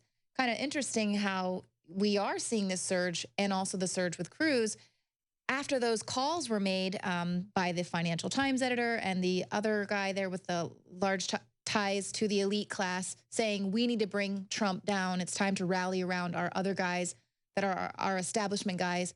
And it's kind of interesting to see it playing out there with those two guys who have been fighting for who's going to get the, you know, the big deals there. They have basically let Rubio kind of draft the back of the pack, letting Cruz and Trump duke it out. And then, so while the two of them are fighting each other this last week, Rubio is kind of coasting behind them and then getting a big boost and a push from Fox News. And of course, we've seen this happen over and over and over again. Remember that it is Rupert Murdoch who is excited about the fact that he would love to see Michael Bloomberg come in. He says, best mayor ever. Oh, yeah, the guy who's banning sodas and salt and all this other silly things. It's completely. The biggest nanny state person you can imagine has nothing but contempt for the Second Amendment, but also contempt for any idea of individual liberty there in New York City. He doesn't think humans are capable of governing themselves to the point where he doesn't even put salt on the table, because you can't even control yourself to not put too much salt on your food. How do you get any more authoritarian than that? And that is very concerning. He said he would spend $1 billion to run in a race. But again, as we were saying before, I really don't think he's going to get in unless there's no establishment candidate. If there's a Rubio or if there is a Hillary, and even if there is a Cruz, I'm not so sure that he would get into the race. Definitely, I don't think he would get in. He said he's not going to get in if Hillary is in it. I don't think he would get in with Rubio, and I even have my doubts about Cruz, because, again, I think that they are all that Cruz and Rubio are establishment candidates. Right. They are supported by the big establishment donors like Sheldon Adelson.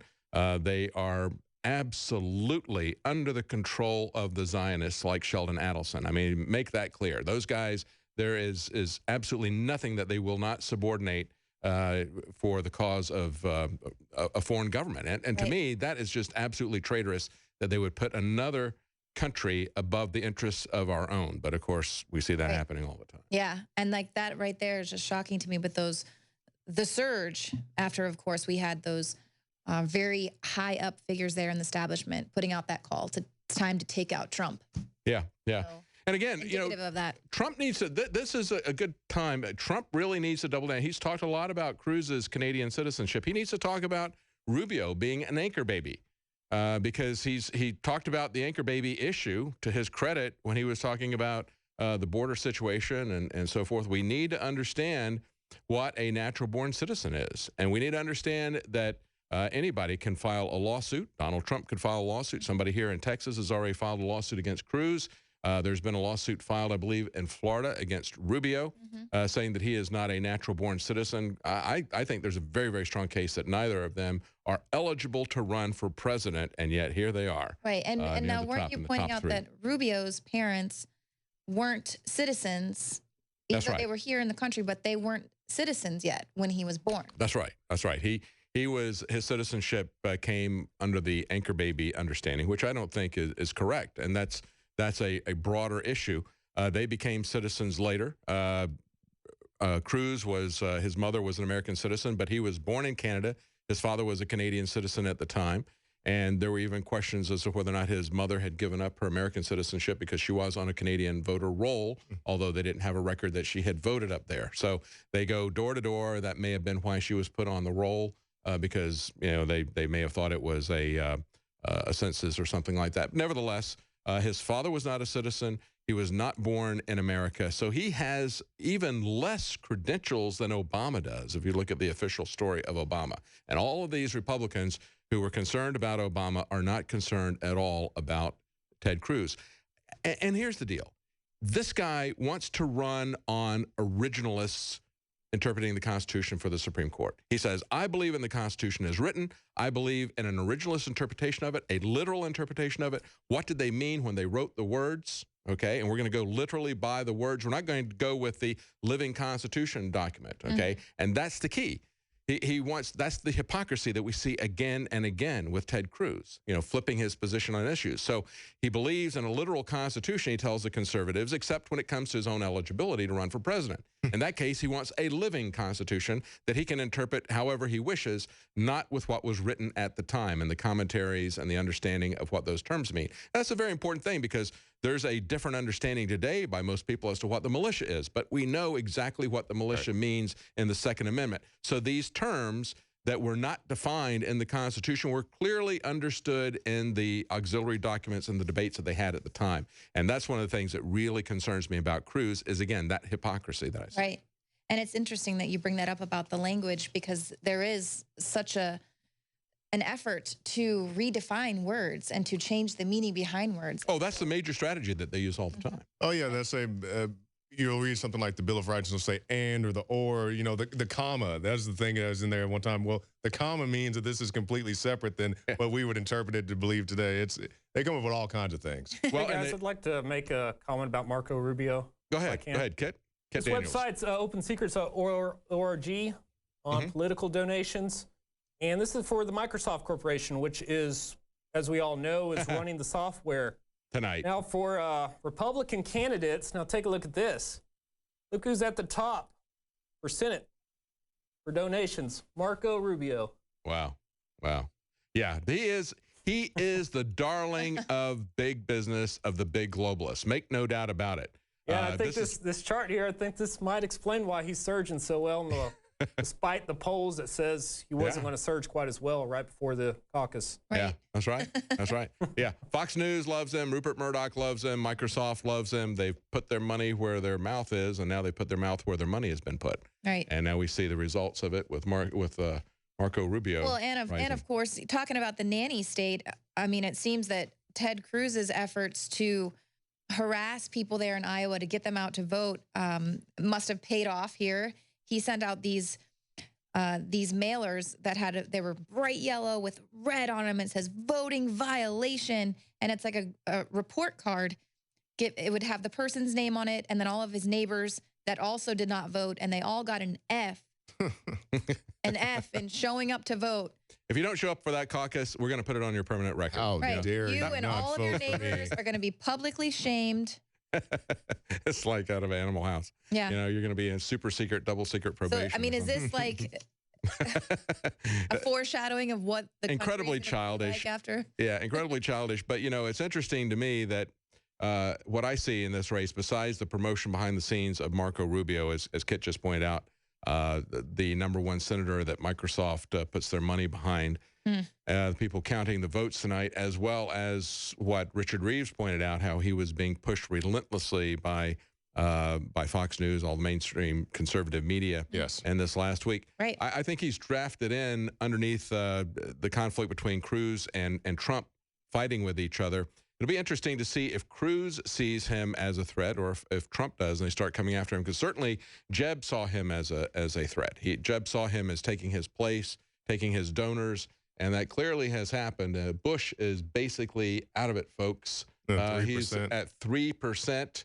Rand Paul is at 4%. Carson is at 9%. Carson gets 1 delegate, and Cruz, Trump, and Rubio each get 5 delegates. Nobody else gets any delegates. Paul, Bush. 6.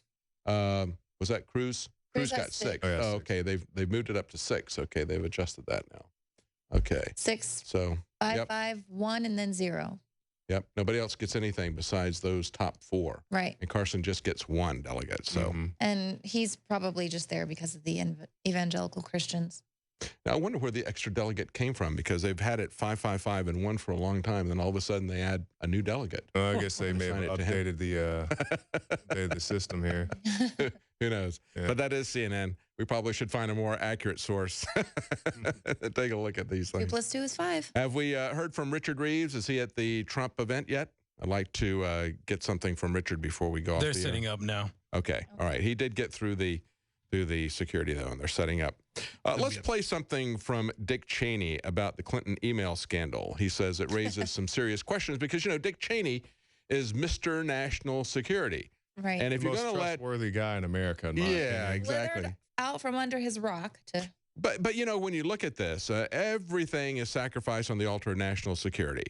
And if you're going to let Hillary Clinton get away with this because she's a Clinton or because she's powerful and can't be prosecuted, she's too big to jail, that calls into question all of the things that they're doing to take away our freedoms in the name of national security. Do they really need to do all the things that they're doing if we're just going to take all these things and put them on a private server without any protection? They're going to ship around documents and strip off the classifications on them. Remember, they tried to send Thomas Drake to jail because he possessed unclassified documents that were basically just documents that they would use for training on his server. And of course, they were coming after him. It wasn't really so much a prosecution as it was a persecution, being one of the 4 NSA whistleblowers that were trying to get people's attention before Ed Snowden. And of course, most of the candidates here, except for Rand Paul, want to try Snowden as a traitor, they say, unfortunately. But do we have that report ready, guys? Yeah, let's play that Cheney talking about Clinton's email. I think it's very serious. I've never understood why she had never talk without separate sneering server she did in the garage or wherever it was. Why would you want to do that? Why would you want to do that? Use the regular system. It's set up there. It's established for everybody. And certainly the senior officials of the State Department, the Defense Department, the White House, and so forth are read into all of these. Why would you want to order a NORAD stand down? You get your clearances. Would you want to have 2 separate systems? We used to have. What difference would it make? It wasn't quite as up to date as it is today in terms of technology, but we had a basket outside the door. Turkey? Where any electronic gear had to go in that basket. Wipe it like with a cloth? Page or whatever it might be. You didn't take it into the room because it could conceivably be reverse engineered or in some fashion threaten the security of what you were talking about. Oh, yeah. So basically, he's just spelling it out that Clinton should have known better. Something you were aware of all the time. And I don't know why she ever started. Well, I mean, if nefarious this guy wants to talk about knowing better, what about knowing better about Yellow Cake and all this other stuff that they were involved in? Yeah. Well, yeah. But well, I'm not a big fan of Dick Cheney, but it's not very hard for anybody. Even Dick Cheney, I mean, you know, we can talk about the hypocrisy of what he's done, but what he said about that is absolutely true. I mean, that's the fundamental issue is that why would you have a private server here? What are you trying to hide? Say, her security and the things that she has to hide are more important than national security, is really what Hillary Clinton is saying. She's saying my political secrets are more important than national secrets. The things that could cost people their lives, because that was some of the documents that came out before were classified as above top secret, because if the information came out, it could cost the lives of some people, is what we're told. Now, if none of that is true, then let's just start rolling out this surveillance state and just saying it's just a total fraud. And it's just arbitrary and it really doesn't matter. Right. Maybe that's what we should do. Maybe we should just say this is total BS and just shut it down. Right. Well, because we are. I'm all for that. Let's. Maybe I should vote for Hillary, and we could shut this whole national security state down. Yeah. Well, that's what the former Inspector General that was saying about that. This was a premeditated thing with not setting her up an email from day one in order to avoid federal records management, but also pointing out. Of course, it was premeditated. You don't just happen to stumble into a private email server. Right. I mean, how many people do you? How many of us have a private email server at home, especially when we got a job like that, especially when you're the top of the Secretary of State. I mean, nobody briefed her on what procedures were, or she just didn't care. And hey guys, I got some breaking news. Bloomberg is calling the Iowa caucus. They're saying Ted Cruz wins over Trump, Rubio. They're saying that Rubio came in third, closing in on Trump. But what's really interesting in this article I see is Mike Huckabee has announced that he suspended his campaign. Yeah, Huckabee had said there was only 3 tickets out, and he's, I don't know, how far down is he? Yeah. I think he came in He's so dead far last, down the list, I don't even remember where I saw him at. It doesn't show unless we scroll a couple of pages. Yeah. So, yeah, he's out. He's out. So I guess it's what, a couple more votes for Bush, maybe? Who knows? Yeah. Who knows where they're going to go? Well, you know what? It's interesting, Kat. Huckabee and Santorum both showed up at the Trump rally, didn't they? Right. And I think they both knew that they were going to be down at 1% or less in the final results. Oh, here we go. Got Huckabee. He came in with 2% above Christie, and Santorum was dead last. Christie was was next to last, and Huckabee was third from the last. And they all, well, Huckabee and Christie got 2%. Santorum got 1%. Nobody got any delegates out of those 3. Yeah, he had said before if he didn't come in third place or better, he was going to be out. And it never looked like he was going to come anywhere close to third place. And, of course, Huckabee won back in, when was it, 2008? Yeah. Yeah, I believe so. That's interesting. I looked at just a couple minutes ago, I looked at the past winners for the Republicans. And I think it's almost about 50-50 as far as how many Iowa winners ultimately win the nomination. And I think in like 2008, John McCain, I think he only came in like 3rd or 4th in the Iowa. He came in 4th. He was actually behind Fred Thompson, and that's something to think about. Yeah. Well, we played that cartoon. If you remember, David, John McCain was about to suspend his campaign. You know, he was about to close his last office, I believe. That's right. That's right. He was on the ropes. And then the establishment flocked to him and said, we will back you, you know, just stay in the race. We'll do whatever we can to ensure that you stay in the race and you look electable. Yeah, because they really wanted Barack Obama in there. Yeah. Let's try to get this old white guy who's older than dirt, as he said about himself, and let's put a young, charismatic black guy in because he's going to do everything we want. And I think a lot of Democrats some Democrats realize that they've been betrayed by Obama, but I think most of them don't want to admit that. Well, he was elected on a bunch of lies. He promised he was going to do all this stuff that he didn't do or is very slowly doing. Like transparency. Yes. He was going to have the most transparent, and of course, the only thing transparent about his administration has been the criminality. Right. Yeah, remember, and he was going to really protect whistleblowers. Then he deleted that off his website. I remember, Jakari, about 2 years ago, you and me went to the UT campus. Obama was speaking, and they wouldn't even let us into the building. Jakari had a actual White House approved press pass. Yeah, because rarely when we go to events like this, do we show up with press passes or get credentialed or whatever. Because the First Amendment is our press pass. But it was Obama, and I knew they weren't going to hear that. So I actually went and I had my credentialed press pass. I got all of the stuff. Kid showed up there as well. He's going to be my camera guy. And I get up there and they say, you can't go in. I'm like, what do you mean I can't go in? I got my press pass right here. And they said, oh, the Secret Service didn't approve you. So they were handpicking the guys they were going to let into the room with Obama himself. Yeah. We're going to get, what were we, like 400 yards away from the motorcade? We saw guys out there running around with snipers and all that. Yeah, they let the amnesty protesters that were demanding us into deportations, they let them, the closest to Obama, they pushed the media, you and me, all the mainstream media back even further away than that. And the night before, I was on campus to try to shoot some footage of Bill Clinton when he was leaving a rally. Not a rally, it was some speech. And I was talking to this mainstream photojournalist who was there because he'd never shot any, told me he never got any photos of Bill Clinton before. He told me the press access was the worst he's ever seen it. And for however long he's been working in the industry, about years. And I mean, he was just mirroring what the AP White House correspondent, like president, I think they have some sort of association, was saying that the press access right now under the Obama administration is the worst it's ever been. Well, Kat, I don't think, I'm not a supporter of Obama, as people may know, but I don't think that that's Obama. I think that's an institutional paranoia. Let me give you an example. The Pope is coming to close to El Paso, okay? Now, El Paso is on the American side. I don't know what the Mexican city is on the other side, but he's actually going to the Mexican city. But it's only where they're going to have the rally is just on the other side of the river. So anybody that's in El Paso, any Americans that were there, they could easily go down to the river and just look right across it, and they would be able to see the rally.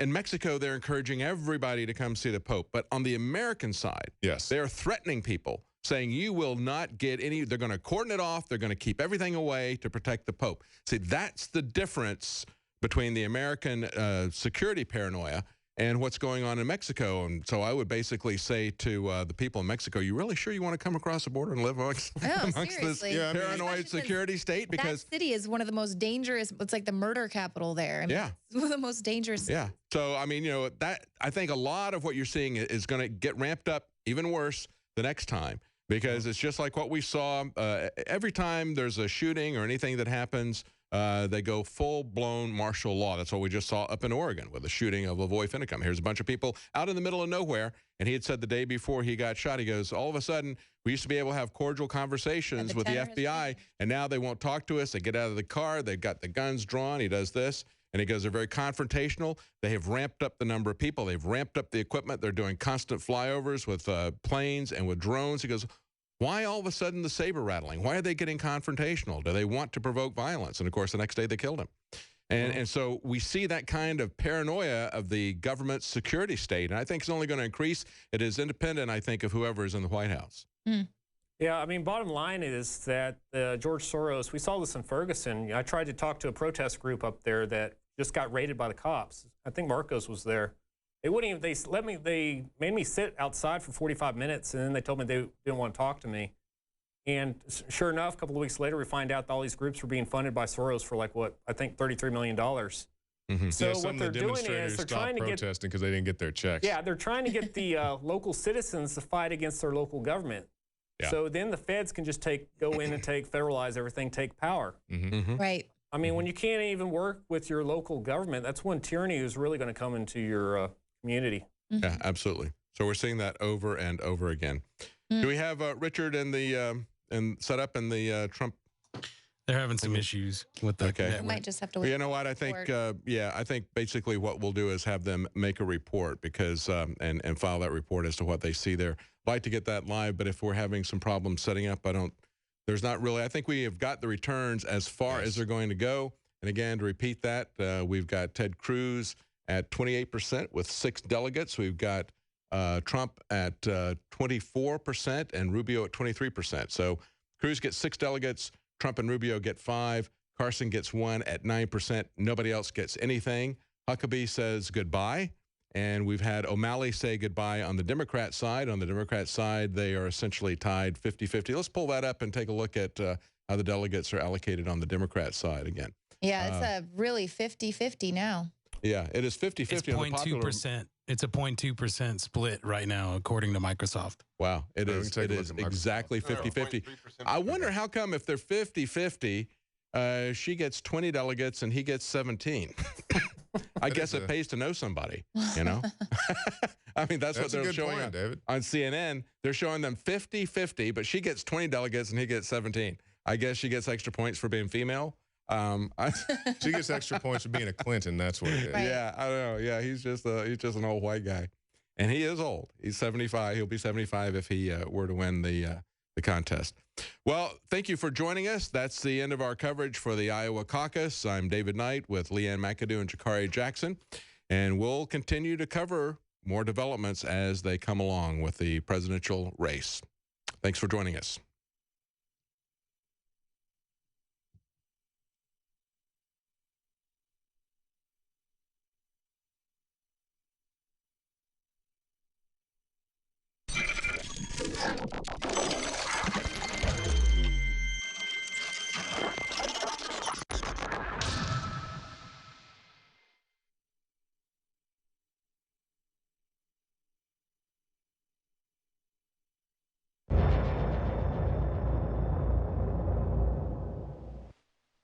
Knockout is back. If you want a product that has 10 known ingredients that naturally get your body to relax, your brain to relax, so you get deep, restful sleep, Knockout's it. InfoWarsLife.com. L-theanine, hops flower extract, lemon balm extract, valerian root extract, chamomile flower extract, L-tryptophan extract, melatonin, and more. All organic, all the natural sources. It's the same price as leading brands of melatonin that are 3 milligrams a piece. It has 3 milligrams, the standard recommended dose for an adult. It's got the GABA. So it would probably cost $50 to take all this as separate pills. It's $19.95. You take 1 or 2 of these, And it just is really clean, restful sleep is what the reviews are. It's what I've experienced. And it just synergistically puts everything in there. InfoWarsLife.com. That's InfoWarsLife.com. Or call 888-253-3139. You are watching the InfoWars Nightly News, which airs 7 p.m. Central at InfoWarsNews.com. And your support is helping us defend liberty worldwide.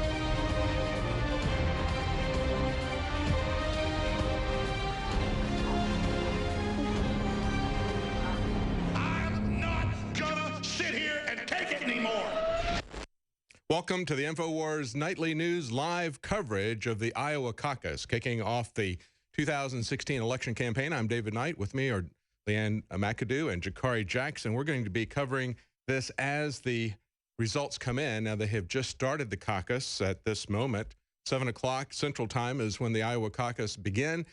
They expect this year they're going to have results early, and that's something we're going to talk about is what the caucus process is. And, of course, Microsoft's involvement in this. We're also going to look back at the history of the Iowa caucus. We're going to look back at what has happened in the last couple of weeks with the debates with the candidates. It's going to be a little bit more than just a horse race comparison. But, of course, this is now the actual horse race begins. This is beyond the push-pull